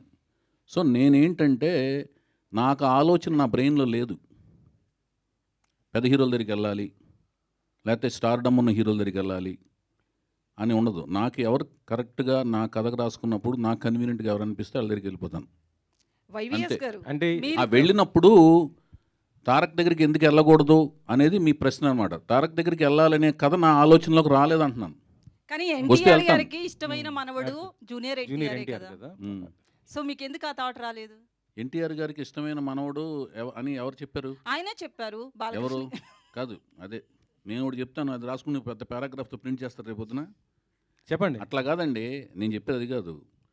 ఎన్టీ రామారావు గారికి ఇష్టమైన మనవడు అంటే మిగతా మనవాళ్ళు ఇష్టం లేదనా? మీరు చెప్పేది అంటే సార్, మీరు ఇప్పుడు ఒక క్వశ్చన్ వేసినప్పుడు ఒక సర్టిఫికేట్ ఇవ్వకండి సార్. మీరు సర్టిఫికేట్ ఇస్తున్నారండి. చాలా సార్లు జూనియర్ ఎన్టీఆర్ కావచ్చు, వాళ్ళ ఫాదర్ కావచ్చు, వీళ్ళంతా ఆయన కూడా చెప్పలేదు. ఎన్టీ రామారావు గారు జూనియర్ పబ్లిక్ గా ప్రెస్ మీట్ లో చెప్పలేదు, ఒక నిమిషం అండి. తారక్ గారు కూడా చెప్పలా. ఏది, రామారావు గారికే నేను ఇష్టమైన మనవాడిని, నేను ఒక్కడనే ఇష్టమైన మనవాడిని. ఎన్టీ రామారావు, మీరు అడిగిన క్వశ్చన్ ఏంటంటే ఎన్టీ రామారావు గారికే ఆయన ఇష్టమైన మనవాడు అన్నారు. అది మీరు స్ట్రెస్ చేశారు. ఆయన ఒక్కడే ఇష్టమైన మనవాడు కాదు, ఎన్టీ రామారావు గారికి అందరూ సమానమే. అలాగే ఎన్టీ రామారావు గారిని అభిమానించే వాళ్ళందరికీ, అభిమానులు, వంశ వీరాభిమానులందరికీ రామారావు గారి కుటుంబంలోని అందరూ సమానమే. కానీ రామారావు గారు తన పేరుని ఈ మనవడికే పెట్టారు. అది ఒకటి ఆయన పెట్టలేదు, హరికృష్ణ గారు పెట్టారు. హరికృష్ణ గారు పెట్టిన ఇప్పుడు మీరు చెప్పేదనండి, మీరు ఇప్పుడు వినాయకరావు గారు రామారావు గారు పెట్టలేదు. హరికృష్ణ గారు జానకిరామ్, కళ్యాణ్ రామ్, తారక రామ్ అని ఆయన పెట్టారు పేర్లు. కానీ ఎన్టీఆర్ గారు యాక్సెప్ట్ చేశారు కదా సార్? యాక్సెప్ట్ చేశారు. ఇప్పుడు ఇంకొకటి అడుగుతున్నాను, మీకు న్యూ టాలెంట్ రోర్ సెట్ అనే ఒక సంస్థ స్థాపించి ఒక ప్రొడక్షన్ చేయబోతున్నా. దానికి సంబంధించిన ప్రశ్నలు కావాలా, రామారావు గారి ఫ్యామిలీకి సంబంధించిన దీనికి సంబంధించి ఒక్క నేను నిమిషం అడిగింది వినండి. ఏంటంటే ఒక్క నిమిషం వినండి. హీరోలు అందరు ఇంట్రొడ్యూస్ ఆహా, చేసినప్పుడు ఒక్క నిమిషం ఒకరు వినండి. మిస్ చేశారు, నేను అడిగాను సార్. ఒక్క నిమిషమేనండి. నేను ఎందుకు చేయలేకపోయినా చెప్పాను. రామారావు గారి ఫ్యామిలీకి సంబంధించిన వాళ్ళ ఇంట్లోని సంబంధించిన కుటుంబానికి సంబంధించిన విషయాలు, దాంట్లో ఉన్న ఇండివిజువల్ డీటెయిల్స్ అవన్నీ మీకు కావాలంటేనేమో అది వేరే రకమైన డిస్కషన్ పెట్టుకుని దానికి సంబంధించిన వ్యక్తులు సమాధానాలు చెప్తారండి. నేను ఇండివిజువల్ అడగలేదు, మీరు ఎందుకు మిస్ చేశారో నేను అడిగాను. ఎందుకంటే నాకు అదే సమస్య. మొత్తం నందమూరి హీరోస్ ఎక్కువ చేసింది మీరే. ఇప్పుడు చెప్తున్నాను, అప్పుడు ఇంతవరకు రాలేదు అది, ఇంతవరకు అలాంటిది ఆలోచన రాలేదు. వచ్చినప్పుడు ఆయన దగ్గరికి వెళ్తాను, తీస్తాను, అది ఓకేనా. ఇప్పటి వరకైతే రాలేదు. ఇప్పుడు నాకు ఈ సినిమా అలాంటి అవకాశం ఇచ్చి సక్సెస్ ఇచ్చి ఆ తర్వాత అలాంటి కథ వస్తే డెఫినెట్గా తీస్తాను. ఓకేనండి. ఓకే అండి. సరే ఇంకొక ఓకే, అది ఓకేనా మీకు? అది కూడా హ్యాపీనా? సంతృప్తి ఉంది అందులో? మీరు అందరితో చేయాలని మేము కోరుకుంటాం సార్. అదే చౌదరి గారు, ఇంకో క్వశ్చన్ సార్. మీరు అంటే ఇందాక ఈరోజు మహేష్ గారి బర్త్డే, ఆ బర్త్డే సందర్భంగా అంటే ఆయనతో గతంలో యువరాజ్ సినిమా చేశారు. అప్పుడుగా ఆయన సూపర్ స్టార్ కాదు, కానీ ఇప్పుడు రాజమౌళి గారితో కూడా చేస్తూ ఒక మళ్ళీ ప్యాన్ వరల్డ్ మూవీ చేయబోతున్నంటే అంత గొప్ప స్థాయికి ఎదిగాడు కదా. ఎలా అనిపిస్తుంది? అంటే మీరు అంత ఎక్స్పెక్ట్ చేశారు నేను ఫ్యూచర్లో అంత గొప్పగా అవుతాడు అనేసి మీకు అనిపించిందా? మహేష్ బాబు చాలా మంచి పొజిషన్లోకి వెళ్తాడని నేను ఎక్స్పెక్ట్ చేయడం కాదండి, ప్రపంచం అంతా కూడా కన్ఫర్మ్ చేసింది. ఆయన బాలనటుడుగా ఉన్నప్పుడు ప్రపంచం కన్ఫర్మ్ చేసిన వాళ్ళు బాలకృష్ణ గారండి. ఫస్ట్ నందమూరి బాలకృష్ణ గారిని ప్రపంచం కన్ఫర్మ్ చేసింది. ఎప్పుడు తాతమ్మ కళ సినిమా చేస్తున్నప్పుడు కానీ, అన్నదమ్ముల అనుబంధం సినిమా చేస్తున్నప్పుడు కానీ, దాని తర్వాత కొంచెం టీన్స్ పెరిగిన తర్వాత అభిమన్యుడు క్యారెక్టర్ వేస్తారు చూడండి, దానవీర సూరకర్ణప్పుడు, ఇతనురా కన్ఫర్మ్డ్గా అద్భుతమైన నటుడు అవుతాడు, నందమూరి వారసుడు అవుతాడని. అట్లాగూ మహేష్ బాబుకి కన్ఫర్మ్ చేశారు, ఘట్టమనేని వారసుడు అవుతాడు ఇతను, డెఫినెట్గా సూపర్ స్టార్ అవుతాడని. సో నాకు నా సినిమా యువరాజు సినిమా దొరకటం అనేది నేను చాలా అదృష్టం కింద ఫీల్ అయ్యాను. అతను ఒప్పుకోవటం అనేది, అన్ని సినిమాలు వెయిటింగ్లో ఉంటాయి, అన్ని పక్కన పెట్టి నా పర్సనల్ చాయిస్కి ఒక రిస్క్తో కూడిన ఎలిమెంట్ని ఒప్పుకుని ఆయన సినిమా చేయడం అనేది చాలా గొప్పగా ఫీల్ అయ్యాను. అంతేకాకుండా చాలా అందమైన మనిషి, అంటే కృష్ణుడు అంటే మీసాలు తీసిన పేడి మొహంలా లేకుండా చిరునవ్వుతో ఉన్నట్టుగా అనిపించాలండి. లిప్స్ పోర్షన్ దగ్గర పేడి మొహం తత్వం రాకూడదు. అలా ఉన్న లక్షణాలు ఈయనకున్న మెండుగా ఉన్నాయి. అందుకని నేను పట్టి మరీగా యువరాజ్ సినిమాలో కృష్ణుడి గడపలో ఆయన ఏంచి రిక్వెస్ట్ చేసి ఆయన ఎంతో ఒప్పించి కృష్ణుడి గడపలో చూసుకున్నాను ఆయన్ని. ఇప్పుడు చాలా సోషల్ నెట్వర్క్స్లో బాగా హల్చల్ అవుతుంది, మహేష్ బాబుని కృష్ణుడి కింద వేస్తే చూడాలని అనుకుంటున్నాం అని. నాకు అప్పుడే అనిపించింది, మీకు అర్థమైంది కదా నేను చెప్పిన లాజిక్ బిహైండ్ దట్. ఆ పెదాలు ఎలా ఉండాలంటే నవ్వినా కూడా మీసాలు లేకపోయినా కూడా మృదుత్వం ఉండాలి. కృష్ణుడికి చిరునవ్వులో మృదుత్వం ఉంటేనే ఆ కృష్ణుడికి అదేంటి కోమలత్వం ఉంటుంది, ఆ కోమలత్వం ఆయనలో ఉంటుంది. అందుకనే నేను ఆ లిరిక్స్ కూడా యువరాజ్ సినిమాలో చందమామలాగా చల్లనివాడే, చిన్ని కృష్ణయ్యలాగా అల్లరివాడే అనే లిరిక్స్ రాయించుకున్నా వేటూరు గారితో. అది వైవిఎస్ గారు చెప్పండి సార్. క్వశ్చన్ ఏంటంటే కీరవాణి గారితో అంటే ఇప్పుడు మ్యూజిక్ సెట్టింగ్ వేయించారా సార్? అంటే ఎలా వస్తుంది ఏంటి అది మ్యూజిక్ కంపోజింగ్ స్టార్ట్ అయిన వెంటనే కంపోజింగ్ స్టార్ట్ అయినాయి అని చెప్పి ఒక అద్భుతమైన వీడియో షాట్ సోషల్ నెట్వర్క్స్లో పెడతామండి. ఆయనతో డిస్కషన్స్ అయితే ఒక ప్రిలిమినరీ సిట్టింగ్స్ లాంటివి మామూలుగా మాట్లాడుకునే డిస్కషన్ సిట్టింగ్స్ లాంటివి జరిగినాయి. మిగతా range of sittings, next level of sittings జరిగిన వెంటనే అన్నీ నేను పెడతాను, వీడియో షాట్స్ అవి పెడతాను. ఎందుకంటే మీ సినిమాకి మ్యూజిక్ చాలా హైలైట్ ఉంటుంది, చాలా ఇంప్రెస్గా ఉంటుంది. మీ ఫస్ట్ సినిమా ఏదైనా డెఫినెట్గా అయితే ఆయన మనసు పెట్టి మనసావచ కర్మన పనిచేస్తారండి. నేను అంతే మనసావచ కర్మన ఆయనతో పని చేయించుకుంటాకి విపరీతంగా శ్రమిస్తాను, కష్టపడతాం. ఓకే సార్, నెక్స్ట్ లెవెల్లో ఉంటుంది, ఆ లెవెల్లో ఉంటుంది, అవన్నీ అసలు నేను ఎప్పుడు మాట్లాడను. సార్ సాయిమాధవ్ గారు, ఈ సినిమాలో అంటే డైలాగ్స్ ఎలా ఉండబోతున్నాయి? ఎందుకంటే RRR లాంటి ఒక మూవీకి మొత్తం మీరు చేసిన ఏ డైలాగ్ అయినా పవర్ఫుల్ డైలాగ్లు ఉండబోతుంది. ఇప్పుడు ఒక మంచి డైరెక్టర్తో చేస్తున్నారు కదా, డైలాగ్స్ ఏ విధంగా ఉండబోతున్నాయి ఏంటి అసలు? ఖచ్చితంగా బాగుంటాయండి, ఎందుకంటే కథలో అవకాశం ఉంది, మంచి డైలాగ్స్ రాసే అవకాశం ఆ కథలో ఉంది. కథ వినగానే నాకు అనిపించిన ఫస్ట్ ఫీలింగ్ ఏంటంటే కథ బాగుంది, ఈ సినిమాకి నేను బాగా రాయొచ్చు, నేను కూడా కనిపించవచ్చు అనేటువంటి ఆలోచన ఆ కథ నాకు ఇచ్చింది. ఖచ్చితంగా డైలాగ్స్ బాగుంటాయి. త్వరలో రిలీజ్ కాబోతున్న గేమ్ చేంజర్ కూడా మీరు మంచి రాశారు కదా, అవును, ఆ డైలాగ్స్ ఎలా ఉండబోతున్నాయి? ఖచ్చితంగా బాగుంటాయి సార్. అద్భుతమైన డైలాగ్స్ ఉంటాయి ఆ సినిమాలో. వైవిఎస్ గారు, సో హలో అన్న చెప్పండి. సో క్వశ్చన్ ఏంటంటే, మొన్న ఒక ప్రెస్ మీట్లో, లాస్ట్ ప్రెస్ మీట్లో అదే మీరు ఇంట్రడ్యూస్ చేసిన హీరో మీద ఒక కామెంట్ చేశారు. ఎవరండి? రామ్ గారి మీద. దేవదాస్ మూవీకి కామెంట్ నేను చేయలేదు, తమ్మునైల్ కామెంట్ చేసింది, ఏం కాదు. సో తమ్మునైల్స్ అనేవి మా జనబాహుల్యంలోకి వచ్చేసినాయి. అవి కూడా ప్రాణాలు ఉంటున్నాయి. అవి ప్రాణం పోసుకుని, పురుడు పోసుకుని, ప్రాణం సంతరింపజేసుకుని అవి సో వికృత రూపాలే తిరుగుతున్నాయి మనుషుల మధ్యన, గోస్ట్ లాగా. సరే సార్, అలా నెగిటివ్గా బాగా స్ప్రెడ్ అయింది. లేదు, క్వశ్చన్ ఏంటంటే, అది మీరు ఇంట్రడ్యూస్ చేసిన హీరో ఇప్పుడు పాన్ ఇండియా ఫిలింలో యాక్ట్ చేస్తున్నారు అండ్ రిలీజ్కి రెడీగా ఉంది. అసలు రాము, నేను పరిచయం చేసిన వెంకట్, ఆదిత్య ఓం, రామ్, సాయి ధరమ్ తేజ్, మీరు అడిగి చాలా మంచి పని చేశారు. సాయి ధరమ్ తేజ్, హరికృష్ణ గారు, వాళ్ళు నా హృదయంలో టాటూ లాగా ఉంటారు. సో ఆయనది ఇస్మార్ట్, డబల్ ఇస్మార్ట్ అని ఒకటి రిలీజ్కి రెడీగా బ్లాక్ బస్టర్ అవ్వాలని మనస్ఫూర్తి కోరుకుంటాను. అండ్ నా రూమ్మేట్ రవితేజ నా హృదయంలో ఉంటాడు. ఆయనది కూడా సినిమా రిలీజ్ రెడీ ఉంది. అదే, ఇది నిజంగానే చెప్తున్నాను. చౌదరి ఇప్పుడు 100 రూపాయలు ఇద్దరు సినిమాలు హిట్ అవ్వాలి. ఎందుకంటే రవితేజ ఎంత కష్టపడి పైకి వచ్చాడు నాకు తెలుసు. అతను పడిన కష్టం వెనకాల, ప్రతి కష్టం వెనకాల నేను కూడా ఉన్నాను. ఏది ప్రత్యక్ష సాక్షి, పరోక్ష సాక్షిగా ఉన్నాను. ఇద్దరు రూమ్మేట్స్, రవితేజ నేను 8 years.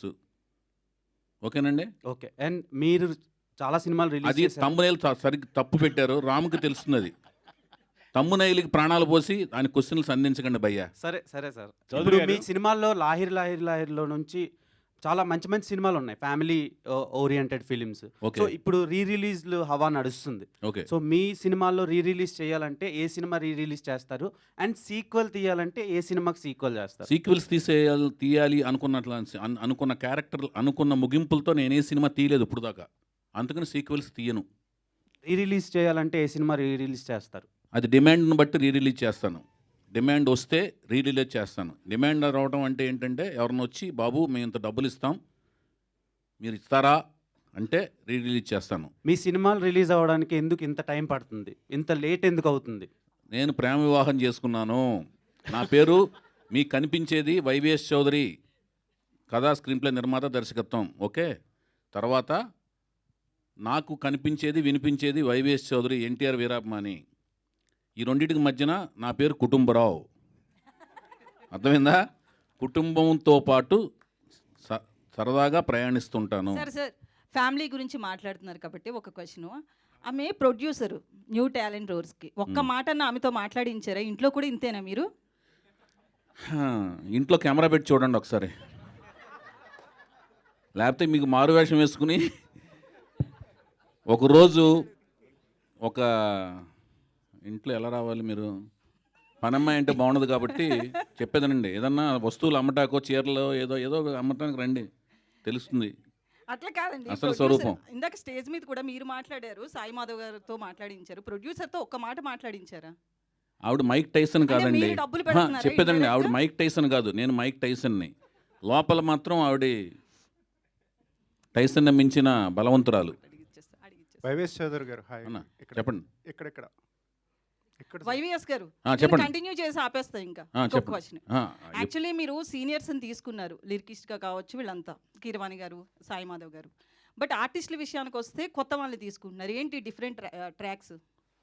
కాదండి, వీళ్ళు ఒక సాహిత్యము సంపద అంతా ఉంటుంది కదండి. సాహిత్యము తర్వాత సంగీతము, ఇదంతా ఏంటంటేనండి, అది విషయ పరిజ్ఞానం. ఆ విషయ పరిజ్ఞానం అనేది వాళ్ళతో పోటీతత్వం.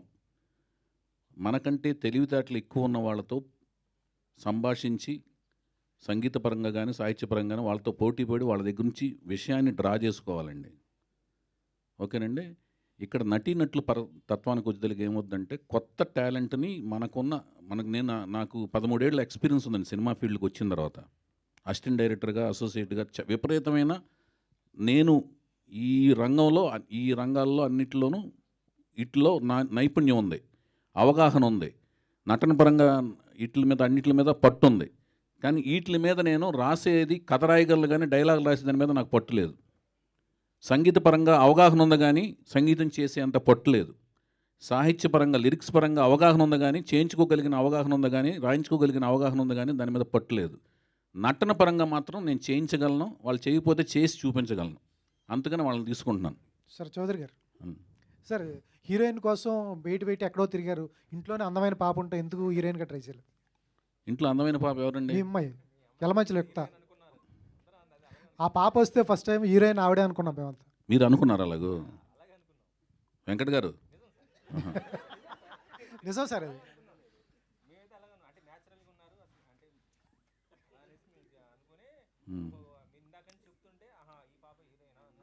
మీరు Q&A పెడితే కుంపట్లో పెడతారన్నమాట మీరు. హాయిగా జరుగుతున్న కుటుంబరావు ఇంట్లో కుంపట్లు పెట్టే మీ వెంకట్ గారు, మీ పేరేంటి భయ్యా? నాయసరారు పున్నమి నాగులాంటి వాళ్ళు మీరు. కాదు, హీరోయిన్ అయితే కుంపటి పెట్టినట్లా కాదండి, వాళ్ళ ఆలోచన వేరే ఉన్నప్పుడు ఇంకొక ఇన్సెక్ట్ని లోనకి దూర్చినట్టు అనమాట, అది వెళ్ళి తోలుస్తుంటుంది, అది కొత్త రకమైన కుంపటి. గీత గారి క్వశ్చన్ అండి. గీత గారు, ఈ సినిమాకి మీరు ప్రొడ్యూసర్ అండి, చౌదరి గారికి అవకాశం ఇచ్చారా, ఆయన తీసుకున్నారా? నాకు తెలుసు కదండి ఎంత కష్టపడతారు అసలు. ఆయన విపరీతంగా కష్టపడతారు కాబట్టి ఆయనకి మించి ఇంకెవరు ఆప్షన్లు లేరు ప్రస్తుతానికి. అంతే ఎంత ఇస్తే అంత, ఎంత పడేస్తే అంత తీసుకుంటాను భయ్యా.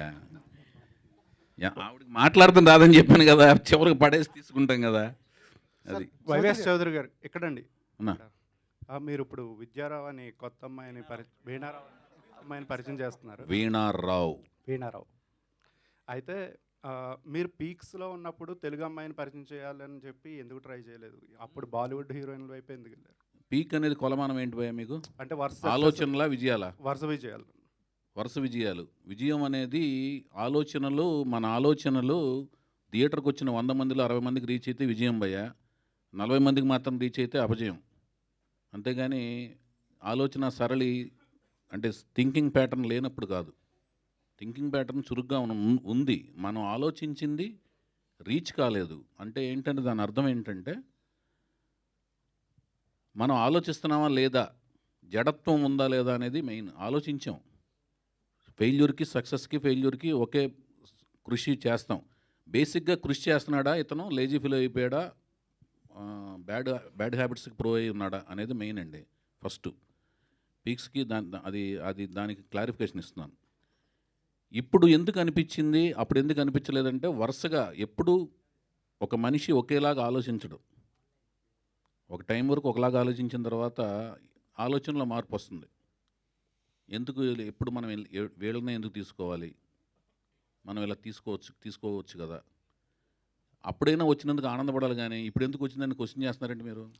క్వశ్చన్ చేయట్లేదు, అప్పుడు కాదు మీరు అడిగిన విధానం ఎలా ఉంది? ఇంకా కొత్త హీరోయిన్లు అంటే తెలుగు హీరోయిన్లు సక్సెస్ చేయలేనని అపనమ్మకం మీకు ఏమైనా ఉందా?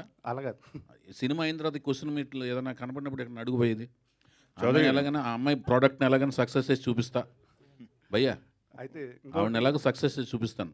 ఓకే, అయితే మీ గురించి ఎప్పుడు ఒకటి ఉండేది ఏంటంటే అదొక విమర్శ అనుకోవచ్చు, లేకపోతే వేరే అభిప్రాయం అనుకోవచ్చు. నానుడి ఒకే కేటగిరీకి ఒకే వర్గానికి చెందిన హీరోలతో ఎక్కువగా సినిమాలు చేస్తారని చెప్పి. అది ఎందుకు ఉందో మరి అర్థం కావట్లేదు. నేను ఇప్పుడు నాగార్జున గారితో చేశాను, తర్వాత మహేష్ బాబుతో చేశాను. ఆయన వేరే అంటే మీరు చెప్పేది సామాజిక వర్గమా? అవునండి. మరి నేను మరి సాయిధరం తేజ్తో తీశాను కదా సినిమా. అదే ఒకళ్ళిద్దరు మించి సాయిధరం తేజ్, ఒకళ్ళిద్దరు అంటే ఇంకేం వర్గాలు ఉన్నాయి? ఏదైనా వర్గాలు తీసారంటే తీస్తాను. ఒక విమర్శ ఉంది కదా. కాదు, ఆదిత్యం ఏం వర్గం? సామాజిక వర్గం. ఆదిత్యం ఒక హీరో కదా అందులో, కాదా? అతను కాదా హీరో? సుమన్ గారు ఏ సామాజిక వర్గం అందులో? సుమన్ కూడా హీరోనేగా. వినీత్ గారు ఏ సామాజిక వర్గం? హరికృష్ణ గారు హీరోనా అందులో? లాహిర్లో 4 హీరోలు, అందులో 3 హీరోలు వేరే సామాజిక వర్గాలు కదా. ఏంది భయాలు? నేను ఒక్క నిమిషం, నేను ప్రేమ వివాహం చేసుకున్నా కదా, ఈవిడే సామాజిక వర్గం, ఆవిడే సామాజిక వర్గం భయ్యా అనుకో. అవండి ఏంది తమ్ముడు? చౌదరి గారు ఎక్కువ మంది అభిప్రాయం అదండి. అభిప్రాయాన్ని క్లారిఫై చేశారు, మంచి పని చేశారు, మీకు దండం. మీ అభిప్రాయాన్ని క్వశ్చన్ రూపంలో అడిగి మంచి క్లారిఫికేషన్ ఇచ్చారు, ధన్యవాదాలు. చౌదరి గారు ఇక్కడ అన్నా, మీరు తీస్తున్న సినిమా ఏ జోనర్కి సంబంధించింది? మామూలు రెగ్యులర్ సినిమానా లేకపోతే జోనర్లో జానపదం ఇవన్నీ ఏమన్నా? తెలుగు సాహిత్యం సంప్రదాయం, హైందవ సాంప్రదాయాలు, కట్టుబాట్లు ఇవన్నీ కూడా ఉంటాయండి, రిఫ్లెక్ట్ అవుతుంటాయి, విలువలు ఇవన్నీ ఉంటాయి. ఓకే. ఉంటూ ఒక సంగీతం సాహిత్యం ఉంటూ ఒక రోమాంచితమైన యాక్షన్ సన్నివేశాలు, ఉత్సుకత కొనసాగే సినిమా. దీంట్లోంచి మీరు ఏమి రాబట్టుకుని రాసుకోండి, అంతే. ఓకే. ఇవన్నీ ఉంటాయి. తెలుగు సినిమానేనా, పాన్ ఇండియా సినిమానా? తెలుగు వరకేనా? తెలుగు సినిమా దాని విస్తృత స్థాయికి వెళ్తుందా లేదా అనేది మేకింగ్ స్థాయిలో మీకు అర్థమవుద్ది. ఓకే, అంతే. బడ్జెట్ ఏమాత్రం పెట్టారు ప్రొడ్యూసర్ గారు? మీకు అన్ని లెక్కలు చెప్తే ఎలా? స్కేల్ అర్థం కావాలిగా. స్కేల్ చిన్న సినిమా చేస్తున్నారు, పెద్ద సినిమా. నేను ఎప్పుడు చిన్న సినిమాలు తీయలేను భయ్యా. చిన్న సినిమాలు అంటే అంటే ₹1 కోటి, 2 కోట్లు, 3 కోట్లు, సింగిల్ డిజిట్ సినిమాలు ఎప్పుడు లేదు. అలానే డబల్ డిజిట్స్తో స్టార్ట్ అయిన మొదటి అంకిల్ సినిమాలు కూడా తీయలేను. చాలా పెద్ద సినిమాలు తీస్తాను. ఓకే. చౌదరి గారు చౌదరి గారు అలా చెప్పండి. మోక్షజ్ఞ గారు ఇంట్రడ్యూస్ అవుతున్నారని తెలిసింది. అవును. మీ దాకా వచ్చిందా సార్ అది? అంటే ప్రాజెక్టా లేకపోతే న్యూసా? న్యూస్ కదా, ప్రాజెక్ట్. లేదు, నాకు కానీ ఆ సినిమాకి ఎప్పటి నుంచో మేమందరం ఆ న్యూస్ కోసం వెయిటింగ్. అది ఒక మంచి కాంబినేషన్ అని నేను చాలా హ్యాపీ ఫీల్ అయ్యాను ఆ న్యూస్. ఎందుకంటే నాకు తెలిసి ఆ న్యూస్ అంటే ఒక కాంబినేషన్ అని నాకు అర్థమైంది. ఆ కాంబినేషన్ అయితే ఎక్సలెంట్ కాంబినేషన్ అని నేను. సార్, ఎన్టీఆర్ గారు అంటే విపరీతమైన అభిమానం, మీకు చాలా ప్రేమ. ఆయన జీవిత చరిత్ర 1, 2 వచ్చినప్పుడు ఆ ఆలోచన నాకు ఎందుకు ముందుగా రాలేదని ఎప్పుడైనా బాధ అనిపించిందా? బాధ ఏమనిపించలేదు, నాకు రాలేదనిపించలేదు. నేను ఎప్పటికైనా తీద్దామని మాత్రం లైఫ్లో అనుకున్నాను నేను. అని యుగ పురుషుడు అనే ఒక టైటిల్ని దాదాపు 2000 నుంచి నేను రెన్యువల్ చేసుకుంటూ చాలా ఏళ్ల పాటు రెన్యువల్ చేస్తూనే ఉన్నాను. ఇంకా అనుకున్నాను ఒకప్పుడు చేద్దామని, ఒకప్పుడు అనుకున్నాను యుగ పురుషుడు అని. సార్, మీరు రాఘవేంద్రరావు గారికి అసిస్టెంట్గా చేశారు. తర్వాత దాసరా గారు అంటే మీకు బాగా ఇష్టం, ఒకసారి స్టేజ్ మీద కూడా చెప్పున్నారు. అటువంటిది మీరు రెగ్యులర్గా లవ్ స్టోరీలు, ఇప్పుడు సాహిత్యం ఇవన్నీ చెప్తారు ఈ స్టోరీల్లో. గతంలో మీరు చెప్పినప్పుడు ఆయన తీసిన జానర్ ఆఫ్ మూవీస్ ఎవరు చేయలేదని చెప్పారు, దాసరా గారు జానర్. అటువంటిది మీరు ఎందుకు ట్రై చేయలేదు సార్? ఆయన ఇష్టమైన డైరెక్టర్ అయిన ఉన్నప్పుడు. కాదు, ఇప్పుడు సీతారాముల కళ్యాణం చూస్తున్నారనికిను సీతారామరాజుకి సంబంధం లేదు. ఫ్యామిలీ యువరాజుకిను సీతారామరాజుకి సంబంధం లేదు. తర్వాత లాహిర్కిను యువరాజు సీతారామరాజులకు సంబంధం ఉండదు. మీరు చూడండి, చెప్తున్నాను. యువరాజులు అసలు ఏమి మహేష్ బాబుతో అటెంప్ట్ చేయాల్సిన ఫిలిం లాగా ఉండదు అలాగే. అందులో యాక్షన్స్ ఉండవు, ఏముండవు. అలా ప్రయోగాత్మక చిత్రం అది. ఆయనే ఒక కెరీర్ స్టార్టింగ్ స్టేజ్లో ఆయనకు ఒక పిల్లోడు లాంటి సినిమా దాన్ని థియేటర్లో కూర్చోబెట్టి జనాలని ఒప్పించడం అనేది చాలా కష్టమైన సినిమా అది.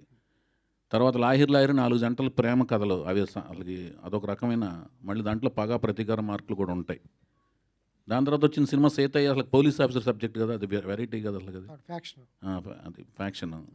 దేవదాస్ వేరు, లవ్ ఫ్యాక్షన్ ఇక్కడే ఉండిపోయారు. ఫ్యామిలీ డ్రామా ఉందిగా సీతారామరాజు, అన్నదమ్ములు విడిపోవడం. ఇంకేం కావాలి మీకు? సోషల్ అవేర్నెస్ అని ఒక్క మగాడు చేశాను.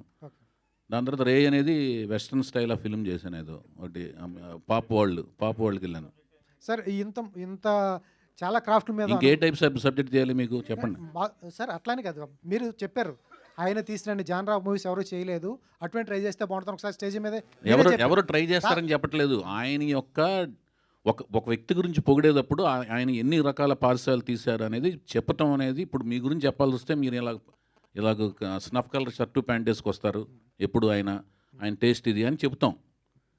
ఆయనలాగా నేను ప్రయత్నించలేదు, అలాంటి ప్యాంట్ షర్ట్ వేసుకొస్తానని దాని అర్థం కాదు. అది ఆయన యొక్క గొప్పతనం చెప్తాం. నా ఉద్దేశం అది. నా ఉద్దేశం ఏంటంటే, ఇష్టమైన దర్శకుడు అన్నారు కాబట్టి అమరాజీనామా కానీ సూర్యగడ్ లాంటి అటెంప్ట్. అదేనండి, అదే చెప్పేదండి. అది కాలం ప్రకారం మాకు వచ్చిన ఐడియాలతో వెళ్ళగలం. ఏ ఇద్దరు వ్యక్తుల యొక్క మనస్తత్వాలు ఒకే రాగా ఆలోచించవు. ఎందుకంటే మనం పుట్టి పెరిగిన కుటుంబ పరిస్థితులు, మనం చదివిన పుస్తకాలు, మనం కలిసిన స్నేహితులు, మనం ఎదిగిన కాలమాన పరిస్థితులు ఇంకొక వ్యక్తి కాలమాన పరిస్థితులు ఒకటేలాగా ఉండవు. ఒకే కుటుంబంలో పుట్టిన ఇద్దరు వ్యక్తుల మనస్తత్వాలు ఒకే రకంగా ఉండవండి. అందుకని ఒకేలాగా ఆలోచించలేం. కార్బన్ కాపీలు మెయింటైన్ అవ్వవు. అందుకని ఆదర్శం వేరును, ఎనాలిసిస్, ఒక వ్యక్తిని అనాలిసిస్ చేయడం వేరును, అతనిలాగా అనుకరించాలనుకుంటే అవ్వలేమంటున్నాను. నేనైతే డిఫరెంట్ జానర్స్ ట్రై చేశాను, కుదిరినంత వరకు చేశాను. చౌదరి గారు హలో అండి. చౌదరి గారు హాయ్ అండి. ఇక్కడ చౌదరి గారు అయితే ఇప్పుడు నందమూరి ఫ్యామిలీ నుంచి తారక రామారావుని ఇంట్రడ్యూస్ చేస్తున్నారు కాబట్టి వర్క్ షాప్స్ ఏమైనా చేశారా? అబ్బాయి యాక్టింగ్ స్కిల్స్ అనేది మీరు ఎలాగో చూసుంటారు. వర్క్ షాప్స్ అనేది స్టార్ట్ చేస్తే ఎలా ఉన్నాయి తన స్కిల్స్? తను అన్నీ నేనేనండి, అన్నీ తానేనే అన్నట్టుగా నేను ఆయనకి ఎక్కడో కొంత నేర్చుకున్నాడు. ఆయన నటన పరంగా కొంత ప్రాక్టీస్ చేశాడు. డ్యాన్స్ ఆయనకి పర్సనల్గా చిన్నప్పుడు ఏదో కొంత నేర్చుకున్నాడు. తర్వాత స్వయంగా తను డ్యాన్స్ బాగా స్వయంగా నేర్చుకున్నాడు. అన్ని అబ్జర్వ్ చేసి బాగా గ్రాహక శక్తి ఎక్కువ ఉంది ఆయనకి. చాలా బ్రహ్మాండంగా చేస్తాడు డ్యాన్స్. ఎక్సలెంట్ డాన్సరు చౌదరి గారు. ఆ డ్యాన్స్తో పాటు నేను ఈ 15 నెలల పాటు 15 నెలలు దాదాపు లాస్ట్ ఇయర్ March 27న సూత్రప్రాయంగా ఓకే అయితే April 27న నేను అతన్ని చూడటం జరిగింది. అప్పటి నుంచి 15 నెలల పాటు కోచింగ్ ఇచ్చాను. ఎక్సలెంట్గా తను డాన్స్ చేయగలడు, యాక్టింగ్, అన్ని రకాల ఎమోషన్స్ని పండించగలడు. అది మీరు లాస్ట్ ప్రెస్ మీట్లో చెప్పారు, ఐస్ చాలా బాగా డిస్క్రైబ్ చేశారు తనవి. అంటే యాక్టింగ్ లో కూడా అవి ఉండబోతున్నాయి అనేది మీరు అవును, కళ్ళతో అభినయించగలడు, కళ్ళతో అభినయించగలడు అతను. సాయి మాధవ్ గారు సో బేసికల్లీ ఎన్టీఆర్ ఫ్యామిలీకి సంబంధించి ఏ డైలాగ్స్ రాసినా కూడా పులులు, సింహాలు, అలాగే చాలా ఉంటాయి, మీసాలు, ఇవన్నీ. సో ఈ సినిమాలో కూడా ఆ ఫ్యామిలీ నుంచే హీరో వస్తున్నారు. మరి మీ డైలాగ్స్ ఎలా ఉంటాయి? సేమ్ ఇట్లనే ఉంటాయా? ఏ సినిమా అయినా కథను బట్టి ఉంటాయమ్మా. కథను బట్టే కానీ పులులను బట్టి, సింహాన్ని బట్టి ఉండవు. పులులకి సింహాలకి డైలాగ్ రాసినా కూడా వేస్ట్ అయ్యి చెప్పలేదు. చౌదరి గారు చెప్పండి. చౌదరి గారు, this is Chandu, anchor from filmy looks. So first of all congratulations. అంటే చాలా గ్యాప్ తర్వాత మళ్ళీ వస్తున్నారు, చాలామందికి హ్యాపీ అది. అంటే 9 years గ్యాప్ వచ్చింది సార్. ఈ 9 years గ్యాప్లో ఇండస్ట్రీ కూడా చాలా చేంజ్ అయింది. 24 క్రాఫ్ట్స్లో కూడా చాలా డెవలప్ అయింది అండ్ ఇండస్ట్రీ కూడా ప్రపంచానికి తెలిసింది. అండ్ మీ సినిమాల నుంచి కానీ, ఈ 9 yearsలో వచ్చిన సినిమాల నుంచి కానీ, ఇండస్ట్రీలో ఈ గ్యాప్ టైంలో మీరు ఇంకెక్కువ ఏమైనా తెలుసుకోవడానికి, ఎక్కువగా ఏమైనా నేర్చుకోవడానికి ఏమైనా ప్రయత్నించారా? నిరంతరం స్టడీ చేస్తున్నాను భయ్యా, నిరంతరం స్టడీ చేస్తున్నాను. వెనకాల కెమెరా పెట్టుంటే మీకు అర్థమయ్యేది. నేను చదివే పుస్తకాలు కానీ, చూసే మనుషులు కానీ, చూసే సినిమాలు కానీ, నేను టెక్నికల్గా ఏమేమి సినిమాలు తీస్తున్నారు, ఎట్లా తీస్తున్నారు, ఎలాంటి ఎక్విప్మెంట్లు వచ్చినాయి, ఎలాగ పరిశ్రమిస్తున్నారు, ఎలాంటి స్క్రీన్ ప్లే చేస్తున్నారు, అన్ని ప్రతి సినిమా నేను చూస్తుంటాను. ఐమాక్స్కి మీరు వచ్చినా రాకపోయినా అన్ని సినిమాలు నేను చూస్తుంటాను. దాని వెనకాల అంత స్క్రీన్ ప్లే టర్మ్స్లో వర్క్ చేశారు, దానికి ఎంత లైటింగ్ ప్యాటర్న్స్ ఎలాంటివి మారుతున్నాయి, ఎలాంటి ఎక్విప్మెంట్లు పెట్టి ఏం చేస్తున్నారు అన్నీ నేను నిరంతరం దాని గురించి పరిశ్రమిస్తుంటాను, అన్వేషిస్తుంటాను, తెలుసుకుంటా ప్రయత్నిస్తున్నాను. వైవిఎస్ గారు, థ్యాంక్ యూ అండి. Thank you so much. ఒక్క నిమిషం. పాతాళ భైరవి సినిమాని ఏమైనా సోషలైజ్ చేస్తున్నారా? అదేం లేదండి, అదేం లేదు. చెప్పండి బాయ్. గీత గారు, న్యూ టాలెంట్ అట్ రోల్స్ అని పెట్టారు యాక్చువల్గా. మరి మిగతా నటినట్లు వీళ్ళందరినీ కొత్త వాళ్ళని పరిచయం చేస్తున్నారు, బట్ డైరెక్టర్గా వైవిఎస్ చౌదరి గారిని మళ్ళీ రీఇంట్రడ్యూస్ చేయడానికి రీజన్ ఏంటి? ఆయనకి మంచి పని, కూలి పని ఇంకెవరు చేయగలరు? చౌదరి గారు అంతా ఒకే డైలాగ్ రాసుకొని మరోసారి సరికొత్తగా పరిచయం చేస్తున్నారు. అన్నిటికీ సరిపోయే డైలాగ్ అదే. అయితే కథ ఒప్పించారా ఆయన, లేకపోతే మీరు కథ ఒప్పుకున్నారు, సాటిస్ఫైడ్గా ఒప్పుకున్నారా, లేకపోతే ఆయన ఒప్పించారా బలవంతంగా? నాకు ఏ కథ వచ్చినా ఆవిడకి ముందు చెప్తానండి, అందుకని ఒప్పుకుంటుంది ఆవిడ. ఫైనల్ క్వశ్చన్ ఒకటి గీత గారికి. మీ న్యూ టాలెంట్ అట్ రోల్స్ ఇప్పుడు ఎన్టీఆర్ గారి కుటుంబం నుంచి ఒకరిని పరిచయం చేస్తున్నారు కదా, మరి నెక్స్ట్ ఆయనకి ఎంతో ఇష్టమైన మహేష్ బాబు గారి అబ్బాయి కూడా మరి ఉంది కదా, ఆయన కూడా మీ బ్యానర్లో ఇంట్రడ్యూస్ అయ్యే అవకాశం ఏమైనా ఉందా? గౌతమ్ కృష్ణ అవకాశం వస్తే తప్పకుండా. సార్ చౌదరి గారు, మీరు ఇప్పటివరకు హీరో హీరోయిన్ పరిచయం చేయలేదు అంటే సినిమా షూటింగ్ స్టార్ట్ చేశారా, స్టార్ట్ చేసిన తర్వాత వాళ్ళని పరిచయం చేస్తారా, స్టార్ట్ చేయక ముందు చేస్తారా? నెక్స్ట్ ఈవెంట్లో వాళ్ళ యొక్క ఫొటోస్, వాళ్ళ యొక్క వీడియోస్ అన్ని మీకు పరిచయం చేస్తాను. మీ అనుమతి తీసుకుని షూటింగ్కి వెళ్తాను. చౌదరి చెప్పండి, మీరు అడగండి అమ్మా. Anjali from TFPC. So first event వచ్చేసి బాలయ్య గారి బర్త్డే రోజు, సెకండ్ ఈవెంట్ వచ్చేసి మహేష్ బాబు గారి బర్త్డే రోజు, సో థర్డ్ ఈవెంట్ ఈ మూవీకి సంబంధించి ఎవరితో పెట్టమంటారు చెప్పండి. సెప్టెంబర్, అదే నా క్వశ్చన్, September 2nd ఉంటుందా, లేకపోతే నాగార్జున గారి బర్త్డే August 29th? మీరు ఎప్పుడు పెట్టమంటే అప్పుడు పెడతా. ఓకే, నెక్స్ట్ ఎవరి బర్త్డే కోసం ఎదురు చూడాలని, అంతేనా? Yeah, thank you so much for this lovely interaction. మన మరిన్ని వేదికల్లో ఈ సినిమా గురించి, ప్రాజెక్ట్ గురించి మరిన్ని విశేషాలు తెలుసుకుందాము. సార్ మీరేమన్నా final word? Thank you so much my dear friends and brothers and sisters. I wish you all good luck and wish me all the best from the bottom of your hearts. Thank you. Wonderful sir. Thank you so much Sai Madhav గారికి, YVS Chowdary గారికి, అలాగే గీత గారు. Thank you so much. So ఇప్పటికీ కొన్ని పరిచయాలు అయ్యాయి new talent roars ఎట్కి సంబంధించి. So మరింతమంది కొత్త వాళ్ళ గురించి, అలాగే ఈ చిత్రంతో అసోసియేట్ అయ్యే మరింతమంది అద్భుతమైన టెక్నీషియన్స్ అండ్ యాక్టర్స్ గురించి రానున్న ఈవెంట్స్లో మళ్ళీ తెలుసుకుందాము. ఈ ఈవెంట్కి జాయిన్ అయిన ప్రతి ఒక్కరికి once again thank you so much.